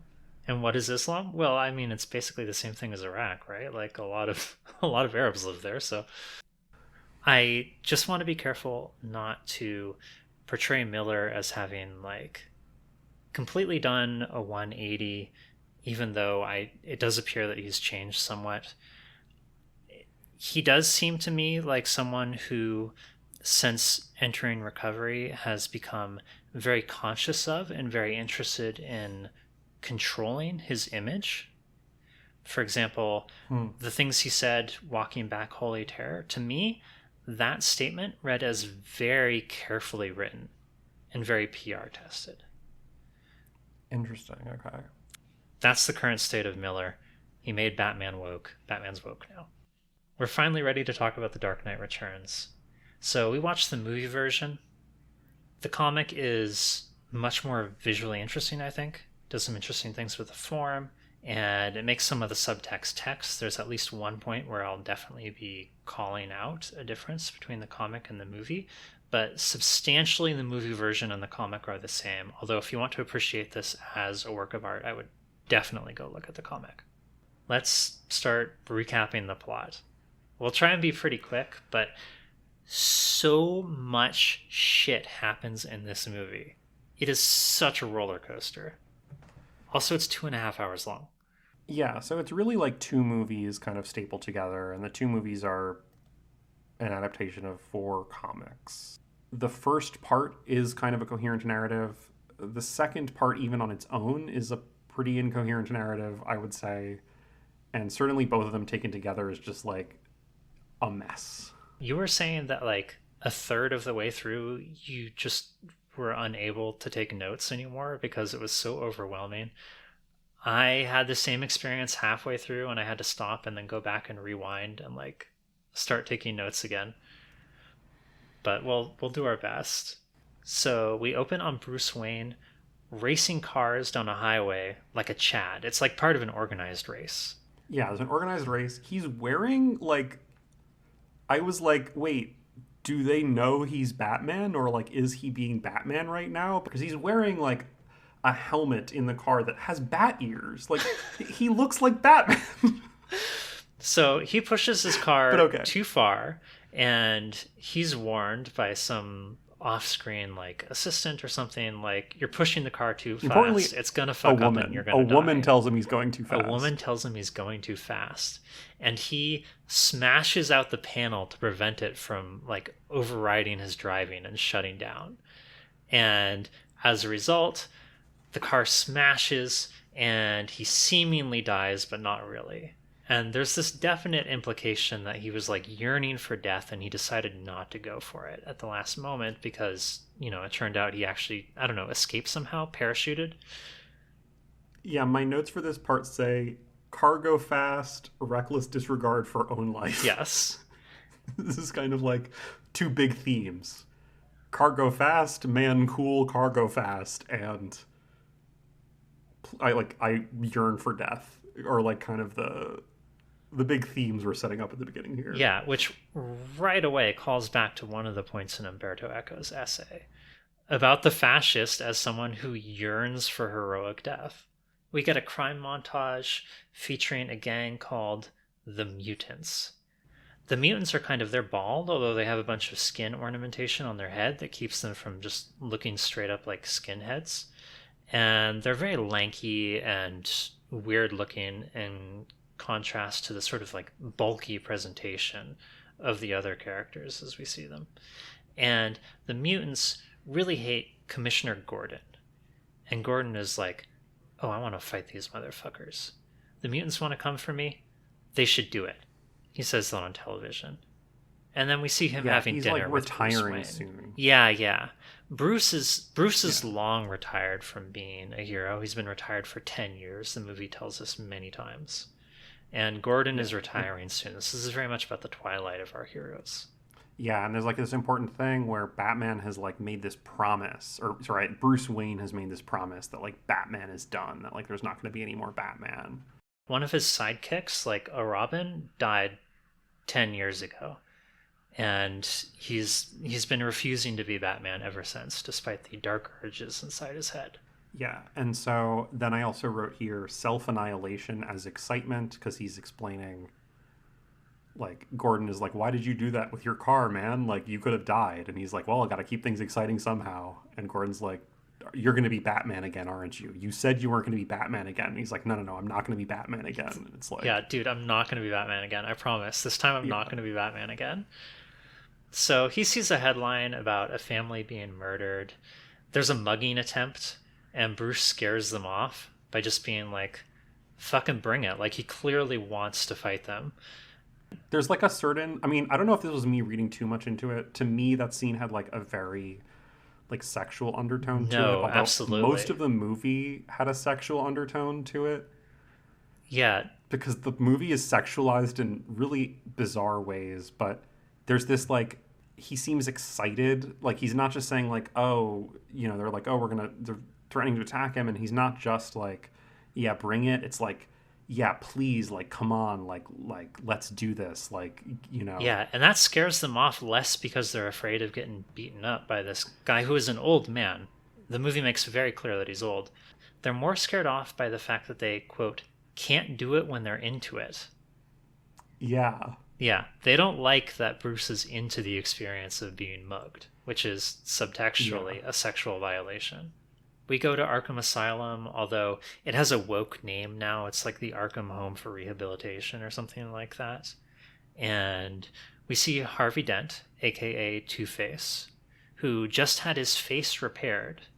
And we meet his vaguely Jewish cuck psychiatrist, Wolper, who is a big media figure. Harvey is released after being declared cured by Wolper, and he immediately disappears. I think Wolper is one of the interesting characters because he is one of the main places where you can see Miller really dislikes this idea of, like,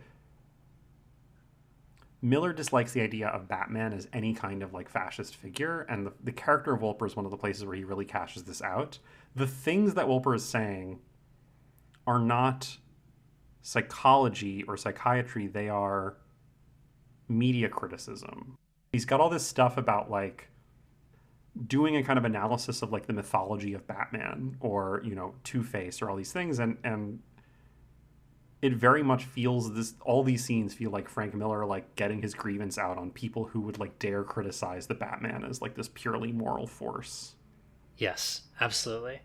Wolper goes on TV throughout the movie and talks in psychobabble about the Batman inflicting a blow on the membrane of society or some shit like that. Yeah. And then some other character will be like, what the fuck are you talking about? He's representing the Volksgeist, man. Like, don't you get this? You can feel that what Frank Miller is trying to criticize is people who might look at Batman and say, okay, in this mythology of Batman, Batman is this figure which needs this particular kind of criminality and this particular kind of vision of society. And so, you know, it sort of creates this vision of society. And Miller wants to say that this analysis of Batman is wrong and stupid. And so he makes a character in Batman say that about Batman, the guy, and then makes him sound dumb. He just wants to talk about like how people who think Batman is fascist are dumb. I think it's a little more toxic than that. I think Wolper is definitely representing some sort of like Jewish degeneracy that's undermining society. Yeah, I mean, it's Hollywood and the Hollywood critics is what I'm trying to get at when he's talking about, Dirty Harry earlier. Like, Wolper is not, right? It is sort of in psychobabble, but it a lot more sounds like a cultural critic. And so you can really see Wolper as the embodiment of Hollywood and the Hollywood critics, with 3 parentheses around those words, It's definitely. So these events compound in Bruce's mind, and he loses his shit and decides to go back to being Batman. The first thing he does is he rescues 2 women who are being attacked. One of them he rescues from a black pimp, which, as far as I can remember, is one of 2 black characters that have lines on screen. The other one is praising Batman later on in like a TV spot.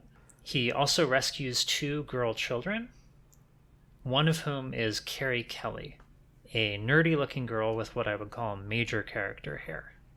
It's weird enough to be distinctive, but not weird enough to like interfere with her movements. She is the much more androgynous of the 2 characters. She's a very androgynous character, and actually, I think if you didn't have like the voice and if you just saw the picture, you would not know, is this supposed to be like a male or a female character? Versus the other girl, Michelle, who is like very stereotypically feminine. And I think this is one of the places where you can really see how much this movie will continue to hate femininity.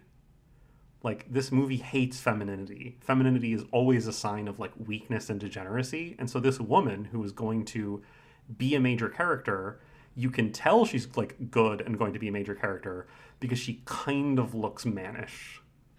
And this will continue to happen. That like all of the good women look kind of masculine. There's a striking resemblance between her and the next police commissioner, who we'll meet later on in the movie. Like, enough so that it's weird. I was like, are these guys supposed to be related? They're not. They just share the similar trait of like having that male badass element in them.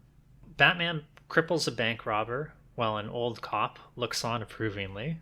Oh, yeah, I actually have 2 notes here. So one, the cops are like chasing these bank robbers, and then one of them sees Batman and immediately goes, "We're in for a show."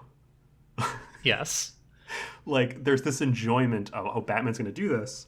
And then I just wrote here, Batman declares a no-go zone. Like, Batman explicitly tells the cops, like, you're not allowed past this point. And one of the cops is like, oh, that's wrong. Like, I'm a cop, like, I'm going to continue to do my job as a cop, and this like billionaire in a weird costume who's like flying around and like beating people up isn't my commanding officer, so I'm not going to listen to the things he says. And then the other cop is like, no, you don't get it, man. Like, fuck off, let him do his thing. Yeah, he even says to him, he's being patient with you. Like, the guy's like, hey, I just watched you cripple that man. You're under arrest. And the other cop goes, dude, like, he's being patient with you. Like, subtextually, like, stop embarrassing us in front of Batman. Batman finds a coin defaced on both sides on the robber. Yeah, so this is like, for those who are familiar with the Batman lore, Two-Face had the coin that was defaced on one side.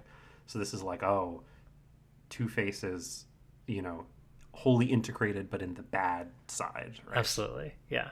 The mutants get on TV and they say Gotham City belongs to the mutants. Like, we're in charge now.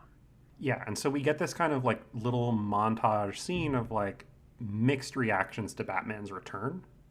This is one of the other places where you can really tell Frank Miller wants to, it's not just that he wants to portray Batman as heroic, he wants to explicitly criticize anyone who would think otherwise. So there's like these like drugged out hippies who are saying like, no man, like Batman is a fascist, you know, past that I need another hit, right? Those like, are Carrie there's Kelly's this, parents, like, it develops.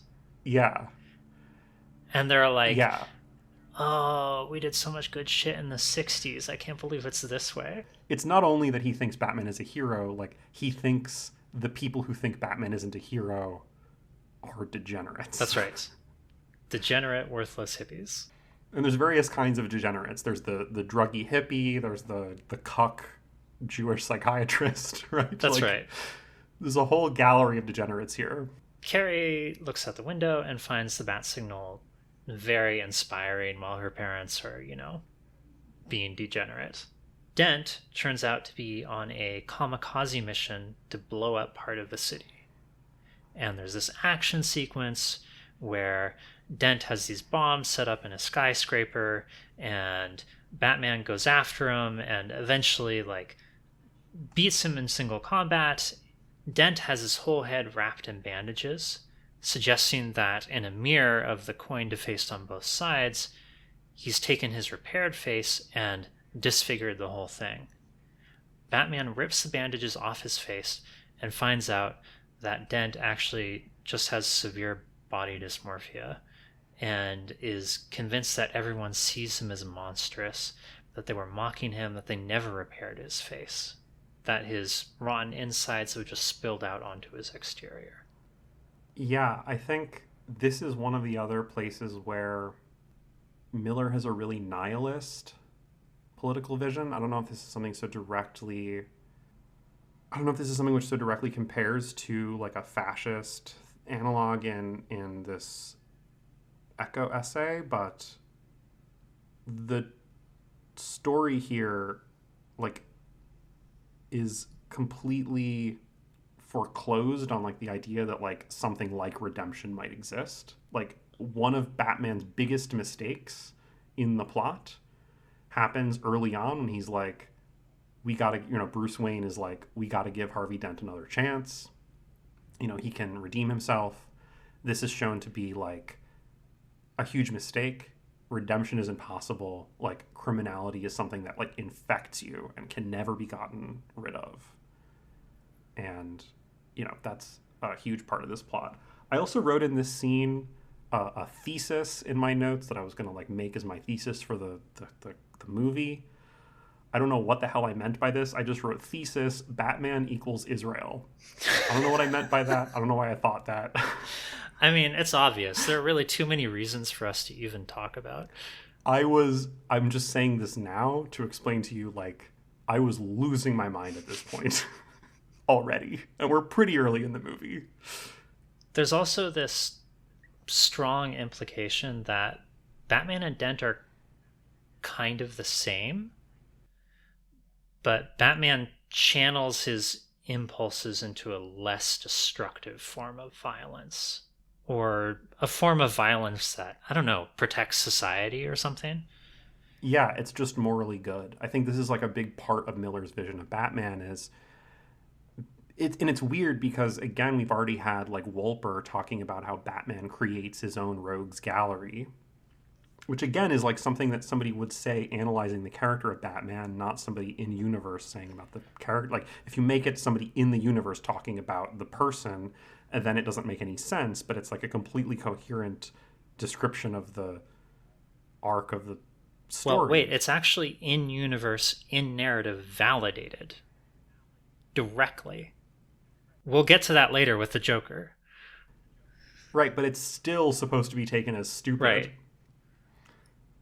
This is one of the things that's like maddening about this film. I think Miller's vision of Batman is he's this kind of like maniacal figure. He's gripped by this mania, and it's just like we're lucky that he's a good guy. And I think anybody else writing this or anybody sensible like looking at it would have to say, oh, this is fundamentally an ambiguous figure. But he does not want Batman to be ambiguous. It's very clear. And it's one of the interesting things about, saying like, oh, he has this sort of noir vision. I think he does aesthetically really create a noir Batman. But whereas noir as a genre is often interested in this kind of moral ambiguity, Miller just wants to reject it, but still holds on to like all these genre elements of like, oh yeah, he's like this damaged figure. He can't help himself. He's trapped in this mania. But if you think that has anything to say about like whether he's a good guy or not, like, you're fucking stupid and actually gay and Jewish. Yeah, this very much connects with what I was talking about earlier with Sin City being influenced not by the noir of Chandler and Hammett, but by the hard-boiled detective fiction of Mickey Spillane. There's talking heads on TV. This happens frequently. Batman is a symbolic resurgence of the common man's will to resist. That's a verbatim quote from one of the one of the talking heads on TV. This movie is not subtle. Yeah. No. There's this bit where they talk to two men on the street, one of whom is the second and last black character who gets a line. And he's like, Batman is beating up all the right people, and I hope next he goes for the bankers. And the next guy is kind of like another liberal cuck who's like, I don't like it. And, oh, I would never live in the city, by the way. I'm not like, I live out there in the nice places. Okay, this is a change from the comic book. In the comic book, we have these same two guys, except the first guy doesn't say, I hope they go after the bankers next. He says, I hope they go after the homos next. Now, it is my opinion that actually this is not Miller being homophobic. There is so much homophobia in this movie. But I think what's actually happening here is that he doesn't want either of these characters to be representing quite the right point of view. And to him, this represents the urge to take the fascism too far. Are you okay? This movie is so bad. I gotta say, I really enjoyed enjoyed watching it. It's so wild. It's so fucking wild. Batman starts going after the mutant gang, and the first thing he does is he finds out a general is selling them military equipment. And the general is doing this because his wife is sick and his health insurance won't cover her illness. The general's wife here is like not like, I don't necessarily want to say like masculine looking woman. Part of the thing is that everyone in this is just like really masculinized. I just kept noticing Batman is so wide. Yes, absolutely.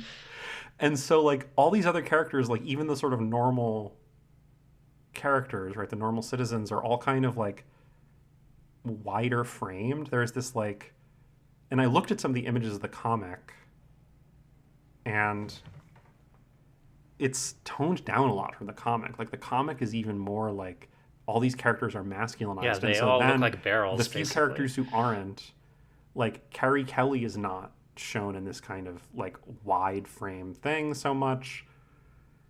There's a couple other characters. Wolper is also like kind of thin, and this might not register normally, but in the context of this movie, like that registers as part of the like hatred of femininity. Like he is kind of like sort of feminized because he's being drawn as like a normal looking person instead of this like weird masculinized figure. Yes, absolutely.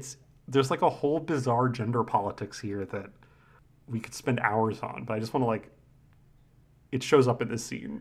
Yeah, one other way you can see that emerging is Miller does have his own peculiar art style, but he can do a variety of things. And if you read the comic, the characters actually become more grotesque and more caricatured as they go on.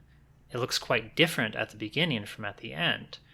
And I take that to mean that the characters are inhabiting their mythological selves more and becoming idealized, and thereby becoming more of these grotesqueries of masculinism as they go on. Okay, this is when Batman goes after the mutant gang. He does this like announcement that he's going to attack them and gives them like time to evacuate technically before he then like opens fire with this tank. And then Yes, he attacks there's, their a lot hideout of with a stuff. fucking tank. But then there's like a lot made of the fact that he's using like rubber bullets. Well, they call them less lethals today because, in fact, the injury and death rate is almost exactly 50% of what you get with regular ammunition. Yeah, like he's still attacking them with a tank, and so it's this weird, like exactly that contradiction that continues to show up today between this like, oh, we're using these like non-lethal things and now less lethal things.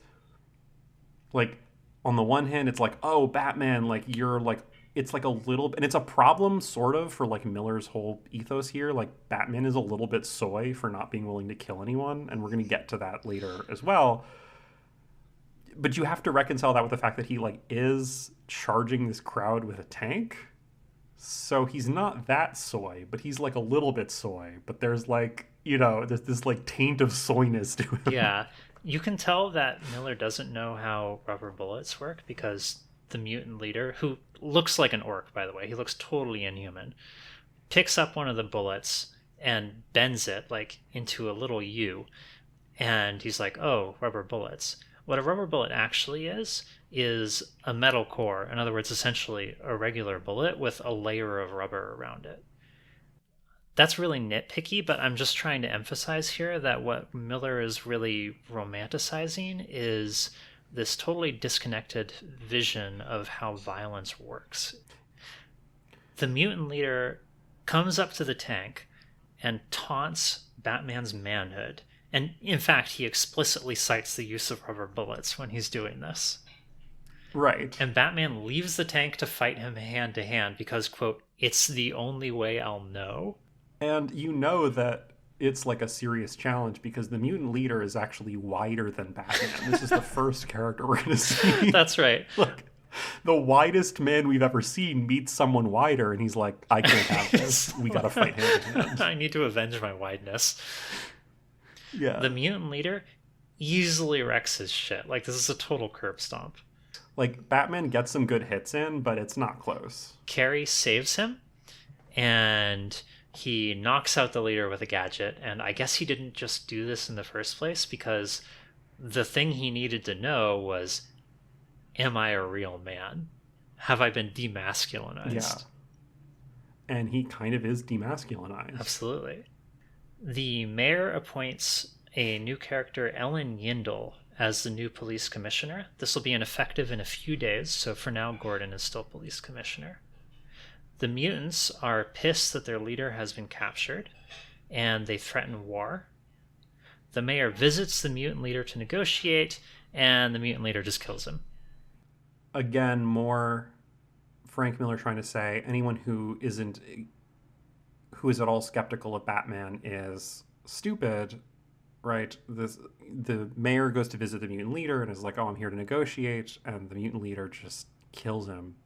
And then the new mayor, who was until just then the deputy mayor, is like, oh, please, like, we're willing to negotiate, like, we want to negotiate. And so, right, like this obviously there's no negotiating with terrorists, and any attempt to kind of do anything other than this hyper masculinized rampage of violence is not only like woke and soy, but actually suicidal and doomed to failure. Oh, we have another body type with the city bureaucrats, by the way. They're all like super jolly. It's strange. They look like they're melting. Yeah. We also have sort of around, kind of intercut with some of this is Carrie Kelly is like basically allowed to become Robin, like, right. And Alfred doesn't want this to happen, is like clearly disapproving, and there's like, again, this subtextual, like, remember what happened to your last sidekick, and like he died and 10 years ago, and that was the start of this whole thing. And but Batman is like, no, like, we're gonna take her to the cave, we're gonna we're gonna let her join. And so like Batman now has his team, the Bat team is assembling. There is a wild conversation between Yindel and Gordon on the topic of Batman. Yindel does not like Batman. Gordon says, look, if Roosevelt had let Pearl Harbor happen, maybe that would be good. This is one of the most, like, this was the moment when I put my notes down. This is the last thing I have notes about because I was like, okay, I'm just going to absorb this movie. Like, I don't even know what's happening anymore. The conversation is, I heard a story that Roosevelt let Pearl Harbor happen because he needed people to be ready to go to war. And I was really on the fence. Was that good? And on the one hand, I could see that he needed the war effort. He needed people to be rallied behind us. This was a sacrifice he made. On the other hand, obviously letting Pearl Harbor happen would be bad. But then I came to a conclusion, which is that I'm too small to make that judgment. It is not my place to make that judgment, right? He is bigger than me. He says Roosevelt is too big to judge that way. And so Yindel says, what does that have to do with Batman? And he's like, you'll figure it out. And that's the end of the scene. Look. It's so hard to even know where to start with that. That's one of the wildest things I've seen in fiction. Yeah, it's really hard to know what to say about this scene. I mean, other than, yeah, this is exactly, I think, our better version of Eco's point about this love of power. Really, fascism is a love of hierarchy, right? This is exactly that phenomenon. You're too weak to judge Batman, right? Batman is the hero. Batman is the leader that's going to save us all. The reason it's stupid to call Batman any kind of fascist is just because you are not morally strong enough to make that claim. Yeah, it's a general fact, actually, that you can't criticize Batman in any way at all, and fascism just happens to be a criticism of Batman. Therefore, you're not allowed to do that. You're a normie. Batman engineers a big mutant gathering, which that occurs in a way that is so stupid I don't even want to discuss it, and has Gordon release the mutant leader at the gathering. The idea is to beat up the mutant leader this time and do it in front of everyone to humiliate him. And somehow this will quell the gang problem. It'll break up the gang. Batman wins this time. There's a weird ambiguity to me to this explanation. He says he tried to match the mutant leader's savagery and failed. So he's got to do something different this time. He's got to outthink him. So he's got to use his, he's got to outthink him. But there is this kind of suggestion of like the weakness to the thought, right? Like it's sort of bad that he has to use trickery instead of using brute strength. But then the trickery takes the form of understanding how to use his brute strength more, so it's kind of okay. Yeah, like he beats him up in a more specific way. And he's got this line that you can tell, like, Frank Miller and then a lot of the comics fans must have thought went so hard. I know exactly the line you're talking about, and absolutely they did. This is an operating table, and I'm a surgeon. So fucking cringe.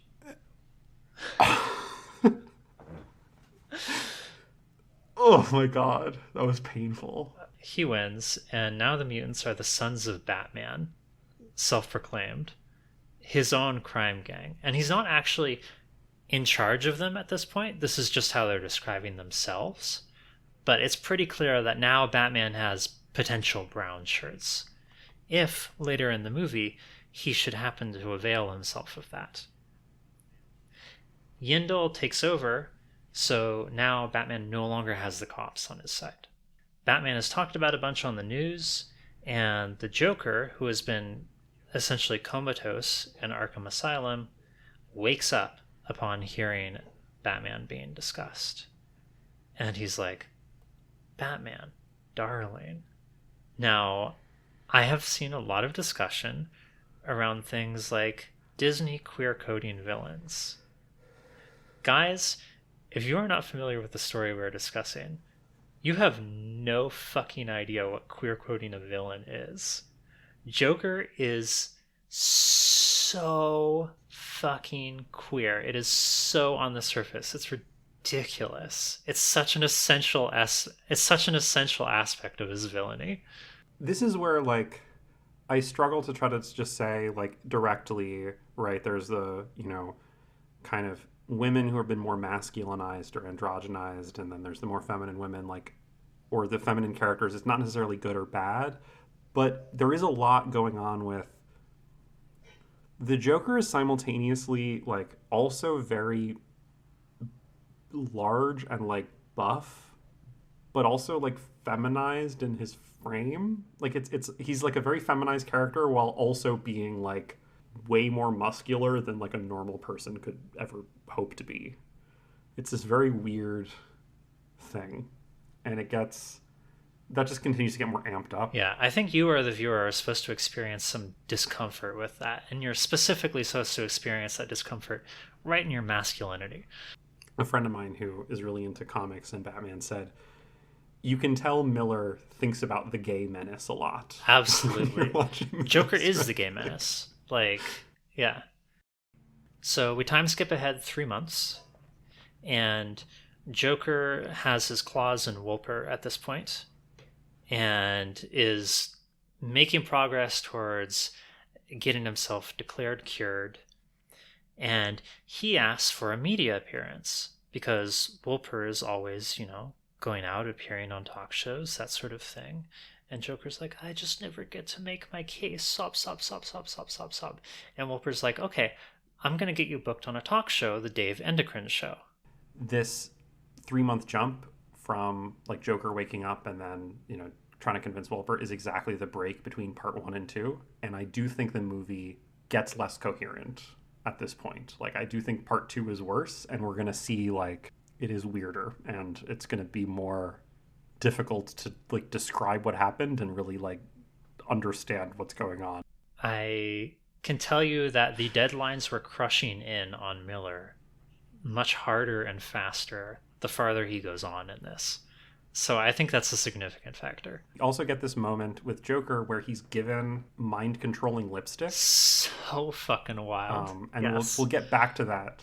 But it's set up that he has this like magic. I mean, it's not magic, but he's got this suit, like, technological. He's got this guy who's going to help him with these weird inventions that are essentially magical. And so one of them is this mind-controlling lipstick.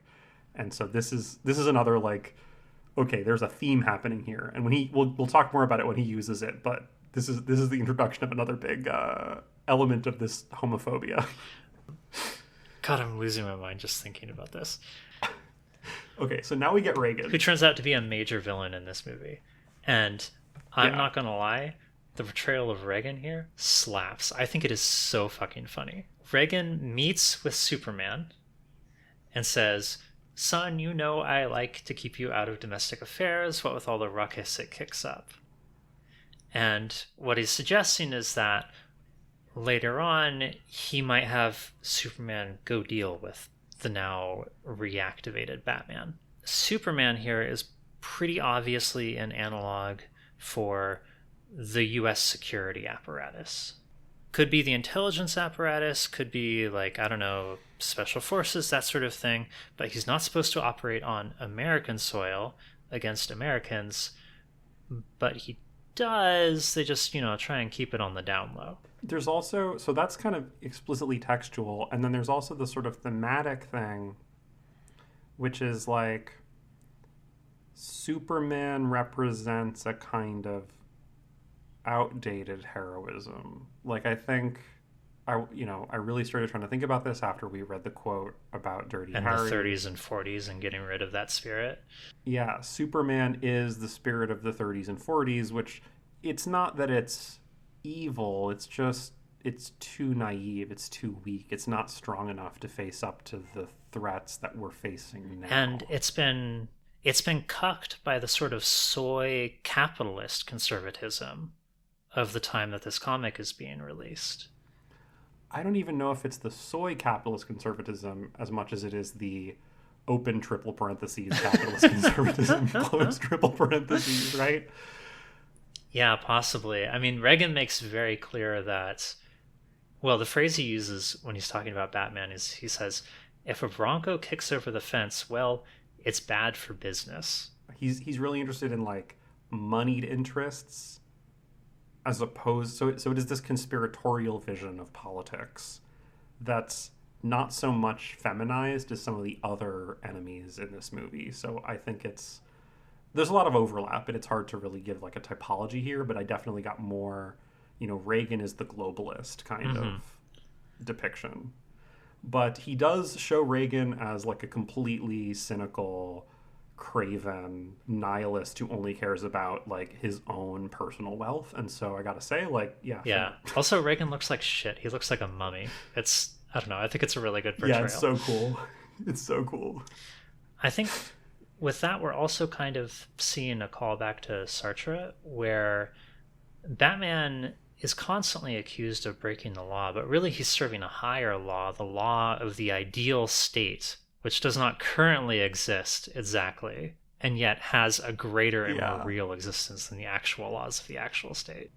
This is the point where we see a liquor store getting robbed by Joker's new ally on the outside, a gang leader named Bruno. And would you like to describe Bruno?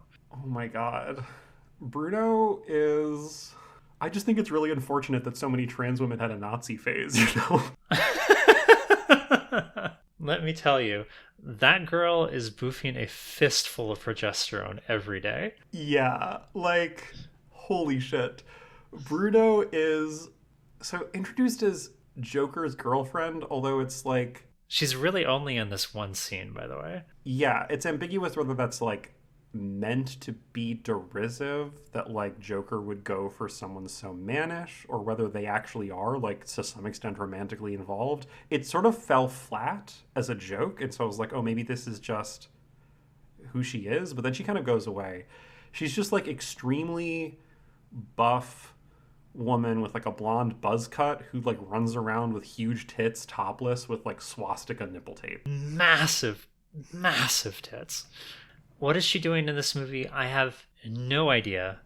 Batman is going to interrogate her to get information about the Joker, but it kind of just feels like Miller was like, I gotta shoehorn in a tranny. I have to do it.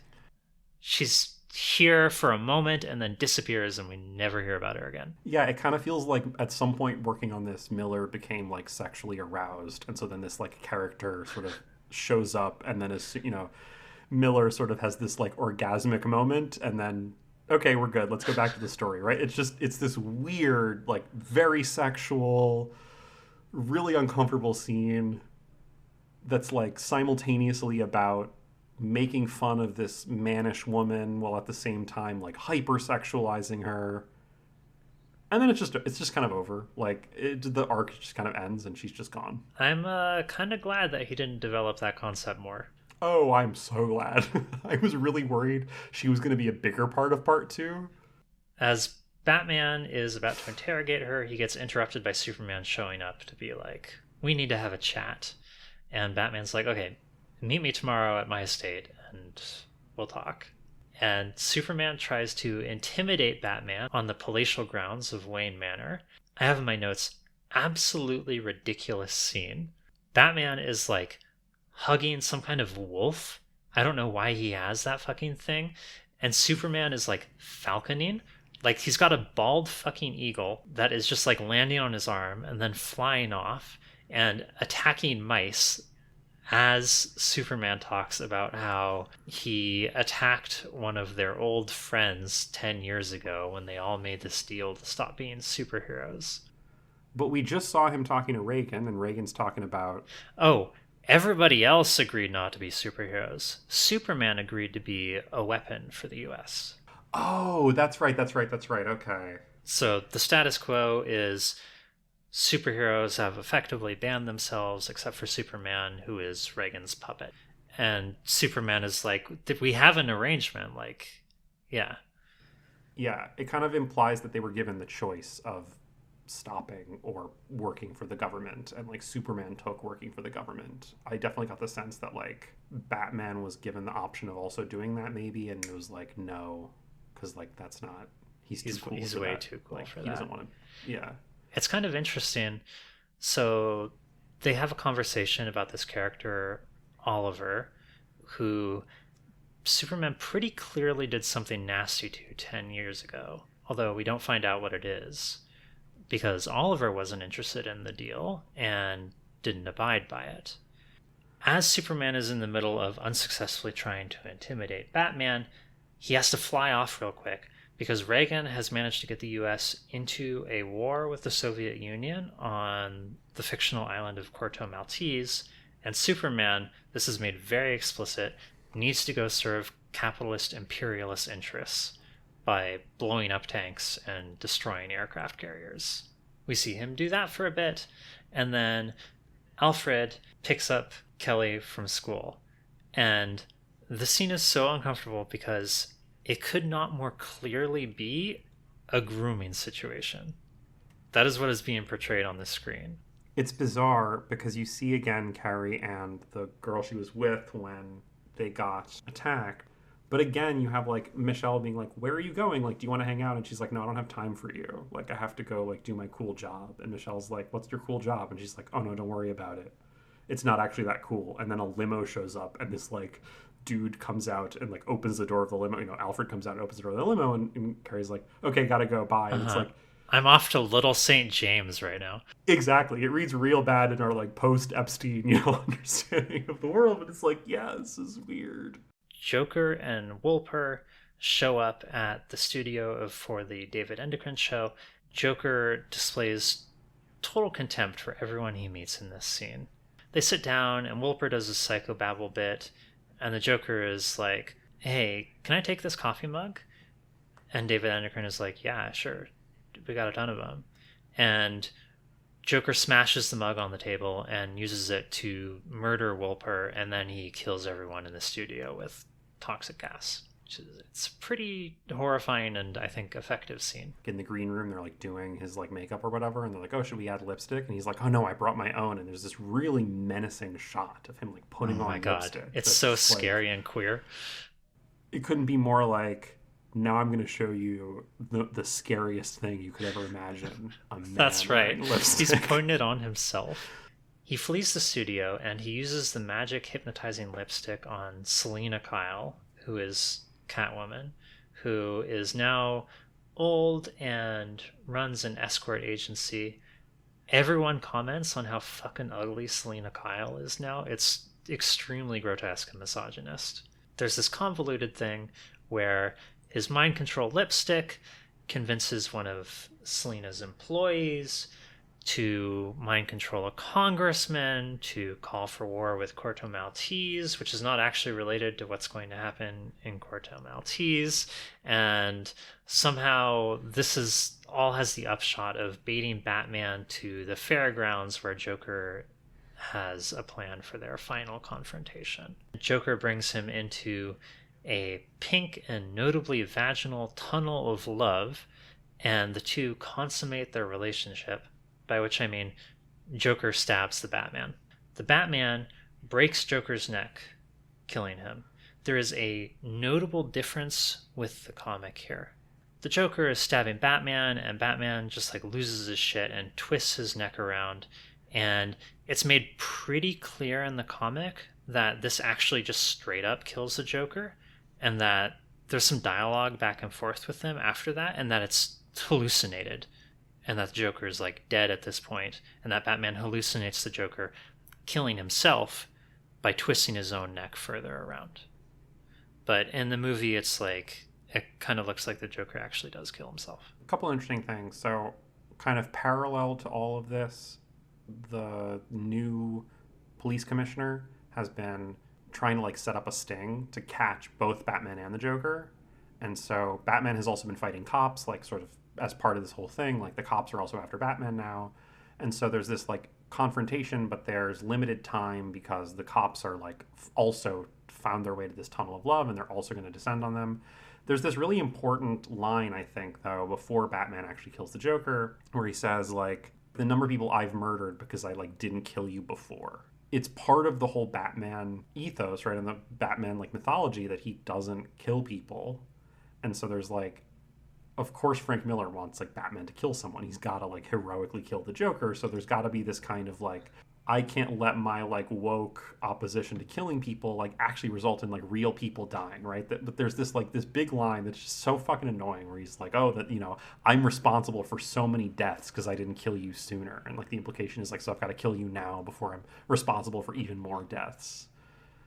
again, that could be played for some kind of moral ambiguity in another comic. It's really not here. It really is intended to be like just straightforwardly correct and heroic of Batman to kill Joker. And there are consequences for the Batman killing Joker, at least briefly, but those are not moral consequences. Those are practical consequences. And there's even like moments in the dialogue where they're trying to, like, you could pick up, right? Like at one point the Joker is like, oh, you killed me, but I beat you. I made you lose control. And that could be developed into something interesting. It's not. That's just completely left on the table. Of course Batman had to kill Joker. Joker's a fucking criminal. What are you, an idiot? What are you, some kind of Jewish druggie that you might think it's bad for Batman to kill? Right? It's yeah. I don't want to praise Nolan too much, but he does pick up on a lot of these threads and use them in a more interesting and more coherent way. Not a coherent way, just a more coherent way. Yeah, I think it's interesting, like, Nolan is picking up on a lot of the noir elements, and like when we say like Frank Miller was hugely influential with this kind of gritty noirish Batman, like Nolan's Batman is definitely in that tradition, but Nolan's Batman you could understand as more of an anti-hero, even though Nolan's Batman is also pretty straightforwardly heroic. But like, this is one of the things I was saying. I don't think it's proper to call Batman an anti-hero here. There's a lot of the like genre accoutrement of like an anti-hero, but Batman is just pretty straightforwardly heroic. He's just doing the right thing. So it's not really an anti-hero because they're not really... There's no anti. Yeah, there's no anti. He's just a hero, even though he should be an anti-hero with like the things he's doing are pretty bad in lots of cases. But after killing the Joker, Batman passes out in the Tunnel of Love, and when he revives, the cops have closed in on him and he's in big trouble. He manages to squeeze out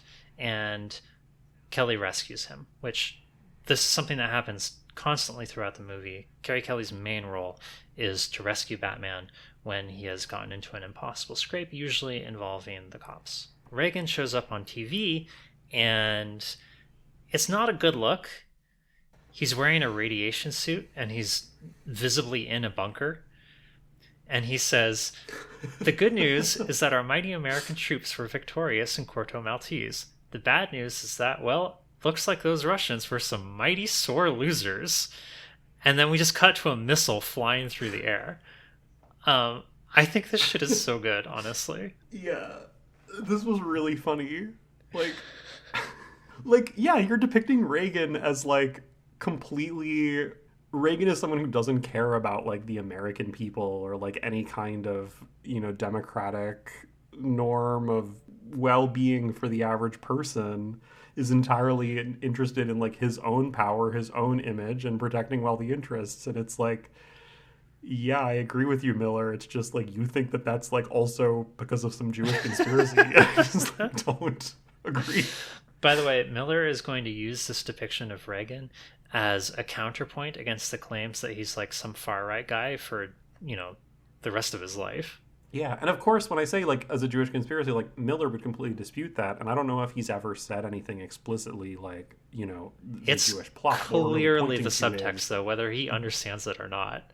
Yeah, it's the structure of this kind of like conspiracy of globalists is always on some level, even though maybe not like explicitly understood to be like a Jewish conspiracy. So the Soviets have launched a nuke. Superman intercepts it and tries to haul it away, but it blows up near Gotham, which nearly kills Superman. He's like gravely injured, and the electromagnetic pulse from the explosion knocks out power to the city, and just in such an absurd sequence, everything immediately goes to shit in Gotham. Planes are falling out of the sky, every store is being looted, every criminal runs out of jail at the same time. They all form an army which marches down the streets, and the normies form an army of their own for some reason, which also marches down the streets, and the two armies come into conflict. All the buildings are on fire. It's absolutely wild. The Sons of Batman are about to attack the city, but instead, Batman rides up on a horse and says, "Okay, you guys are going to be my force in the city to keep order." A couple things about this. First off, Batman on a horse is so antithetical to his whole aesthetic. Like he's basically a ninja. Like this is a notable departure, and I think we have to take that as aesthetically meaningful. And to me, this appearance very much is reminiscent of like statues of Confederate generals or like self depictions of the KKK, something like that. It's also like it's the Echo rejection of technology, right? Like Batman loves technology and like technological prowess. Like the Batmobile is this like technological force, but like somehow this is all secondary to like the true Batman who like when it comes down to it will like ride up on a horse and command his army to like restore order, right? Like it's a very fascist image. Yeah, I think that's an excellent connection to draw to the horse represents, like that rejection of modernity here. Second thing, this is the culmination of the earlier promise for the Sons of Batman to act as Batman's brown shirts. And it works. Like Gotham becomes such a safe city that it embarrasses like like the sort of the engine for the conflict that is like then going to be what the rest of the movie is about is like America is in disarray because of this nuke, but Gotham becomes so safe because of like Batman and the Sons of Batman that like the federal government and Reagan are like embarrassed that Batman was able to like do this. Yindel's not embarrassed. Yindel is like, oh, Gordon was right. This guy's too big. And she's on his side now. Yindel recognizes like, oh, that's what the allegory about Roosevelt was about. By the way, the mechanism by which Batman maintains order is so fucking absurd. He comes upon the fighting armies and he beats the shit out of people from both sides on them and stabs a bunch of people with batarangs. And then he literally says, I'm here to appeal to your community spirit from the top of the horse. And this works. Everyone's like, okay, I'm in. I'm going to work with you. That's right. We jump ahead 1 week and Gotham is in perpetual night due to the fallout from the nuke. Reagan is so embarrassed that he says to Superman, okay, this is the time for you to go and deal with Batman. And, you know, if you have to kill him, you have to kill him. There's a real dissonance here between kind of the aesthetic symbolism and like what is actually happening. The notion of a city in perpetual night would suggest like the threat of some kind of chaos. It's completely at odds with everything is actually great now because like the Sons of Batman are in charge, and you could see that as being ambiguity thematically, but Miller absolutely does not. Like Miller actually thinks the Sons of Batman being in charge is cool. The problem is not like the chaos that is, you know, threatening things or some kind of ambiguity that it might be symbolized by night. The only threat now is Reagan. Like Reagan is the villain, and like the Reagan administration is the only villain. And if they actually stopped at this point and just like let Batman and his brown shirts be in charge, like that would be a happy ending. Superman shows up to arrest him, expecting to have to kill him, and Batman fights back with a power suit and all these little tricks, none of which really have that much impact on Superman. Superman is kind of like fighting Batman, but really he's just, I don't know, I feel like he's maybe trying to tire him out or something. It's not working. And finally, Batman gets Oliver to shoot a kryptonite arrow at Superman, and that works. Batman wins. But just as Batman is delivering his big monologue about I'm the one man who beat you, it's terrifically fucking cheesy. Yeah, I have the line here. I want you to remember, Clark, in all your years and waking moments to come, I want you to remember the one man who beat you. And then he has a heart attack. We see him take a pill earlier in his cave and then set a 1 hour timer. And that timer is for the heart attack.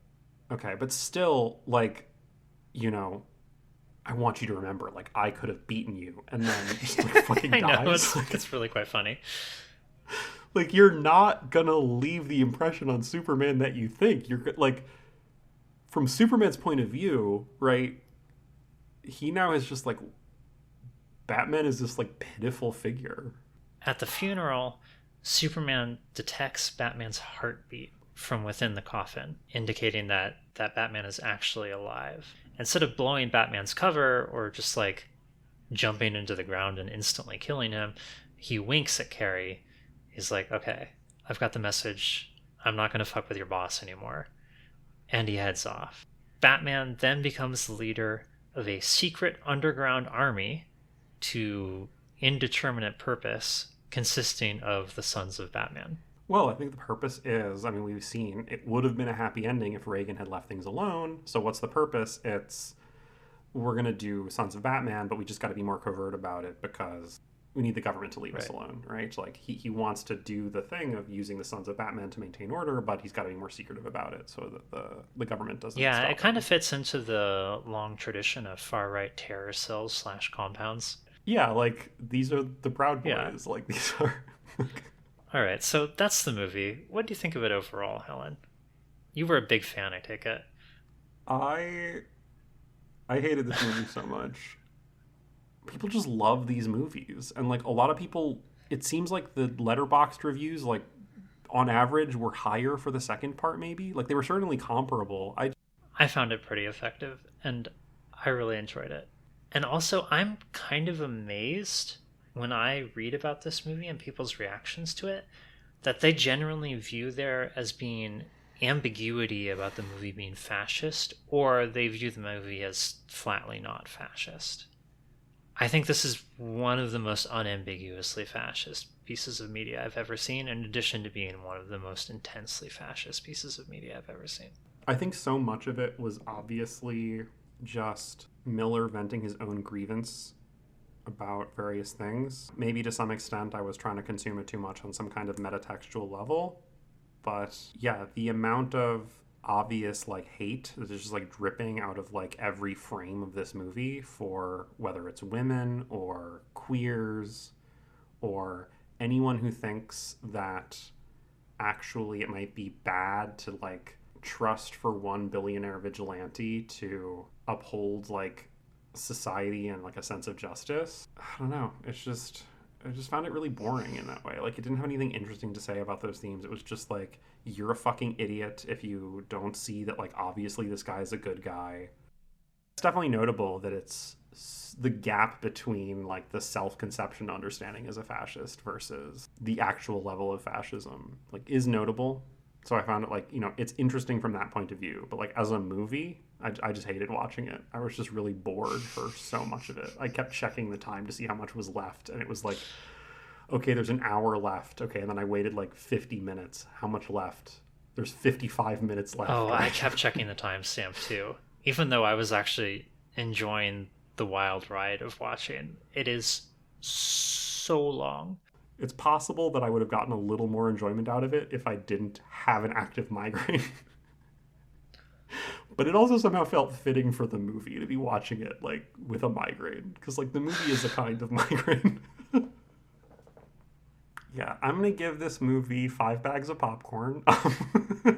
I'm gonna give it 1 mind-controlling lipstick. Okay, do you want to do FAG ratings? Okay, so we don't have to resort to these subjective, you know, bags of popcorn or, you know, these joke ratings. We have a very systematic, thorough scientific system for rating our subjects on this podcast. It is a 3 bullet point system. The bullet points are F, A, and G. F for ferocity, A for arrogance, and G for gullibility. 1 to 5 for all of these. So the first one's pretty straightforward. Just how ferocious was our subject towards, you know, whatever the target of bigotry was. I would say, I'm not totally sure yet, but I'm hovering at around a 3.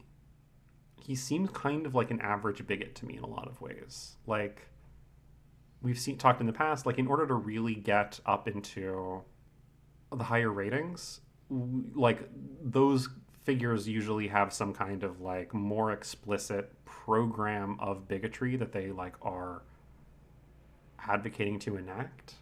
Now, you could say, okay, Miller is describing like explicitly this like program of violence towards these people, but it is kind of in this form of this like superhero mythos. I don't know. I don't think he really rises to like certainly not a 5, because the people who we give 5 are people who say things like the Holocaust was good. And I don't think anything he said gets on that level. I'm sort of between a 3 and a 4. I'm tempted to bump him up toward a 4 because of the vileness of his views on Islam and on real world wars that actually occurred and killed a bunch of people. But we are comparing him at a 5 to straight up Nazis who are like, let's do genocide again. It feels a little weird to like put him 1 point away from that. I would say like Anglin and Fuentes, we gave a 6. That's true. I had forgotten that. At a 4, he would still be 2 points away. Then I think I'm going to go with a 4. Okay, I'm going to go with a 4 as well. Okay, the second point is arrogance. Just how arrogant was he? I can't go lower than a 4 for this. The sort of drunken screeds of anyone who disagrees with me is a fucking moron who's playing into the Islamicist hands, or the depictions of, like, he's explicitly throughout the movie depicting critics of Batman as variously, you know, druggy or gay or whatever. Like, he's constantly obsessed with saying, like, people who disagree with me are stupid in this just, like, really annoying way that I think definitely puts him at least a 4. I was going to go lower, but you have absolutely swayed me on that. Let's give him a 4. Gullibility is interesting. So, okay, so the third point is gullibility. This one I think needs a little explanation. What is the point of gullibility? Each of these people, you know, as we talk about the production of bigotry, each of these people has a role in that production. And sometimes people are very cognizant of that role, and that would be somebody with a low gullibility. And sometimes people are totally blind as to their place in the production of bigotry. And that would be like a very high point in gullibility. So, for example, you know, last episode we gave Janice Raymond pretty low gullibility score. She seemed to understand her role in producing transphobia. Or, you know, Leacock, our first ever subject, pretty low in gullibility because he seems to understand, like, he is creating, you know, he is writing misogynist texts as a way to gain access and power. High gullibility, Enoch Powell, because we understood that his role was to be a kind of guy who says the thing you're not supposed to say, whereas he definitely conceived of himself as like the principled maverick leader. Where do we think Miller stands on this scale? I think we have to say, like, what is his role in the production of bigotry? Well, I can tell you what he says his role is, which is his role is to be a propagandist. Yeah, I think that's true. A temptation I've had in the past is like, okay, gullibility, like, I think he is very gullible in the sense that he falls for, you know, he clearly falls for like American fascist rhetoric about Islamicists, for example, in the quote we read about Occupy, right? Like, he's saying like, oh, you're playing into their hands. They're laughing at you, right? Like the radical Islamic terrorists are laughing at you. That's a very gullible position. But of course, like, on that scale, we're talking about as gullible because, like, none of them are correct in their bigotry, right? We haven't covered any of the correct bigotries yet. Give it time. He understands that his role is, to create propaganda, and he did it. Yeah, I don't think he really has illusions about the use of that propaganda. He has illusions about the nature of his own belief, but, like, there's a reason that we decided to describe gullibility in the terms you just indicated. It keeps us away from sort of trying to evaluate the soul of the man. I actually think I have a pretty good read on the soul of the man in this case, but, like, in general, like, I don't think that's what the metric should be about. Yeah, exactly. So, you know, despite earlier in the episode having called him really gullible, I think those are sort of different. So we've given him a 9. We also gave a 9 to Rousseau. Frank Miller and Rousseau, basically the same people. And I gave a 9 to Louis Althusser, but that's because I contrarianly gave Althusser a 3 in ferocity, even though he was a literal murderer. To try to make some high-minded point about something or other. That's ridiculous. Frank Miller, you've reached French philosopher levels of odiousness, so you should think about what you've done here. Frank Miller, if you're listening, please feel free to write in with some contrition. It'll be good for your soul. Now, Frank Miller, if you want to come on the podcast to talk about Holy Terror, you can contact us at patreon.com/odiumsymposium. If you are or are not Frank Miller, you can always come to patreon.com/Odium Symposium. You can subscribe for $5 a month. You can get early access to episodes, and you can help support us making this podcast. Bye, guys. Thanks for listening. Bye. There's really nothing real. There is no real. And that's what's called the postmodern mentality. I couldn't resist the worst racist remark. The adventure of life justifies its suffering. I don't want to see him having political succubus with goblins. Do it live. Is Trump going to have babies with a goblin Do it live. and turn against us like Darth Vader? Do it live. Now listen, you the right I'll calling slap names. you in your Let's get- goddamn face, and you'll stay plastered. I was going to have a guest speaker, but the person I had invited in died. Some level of masochism.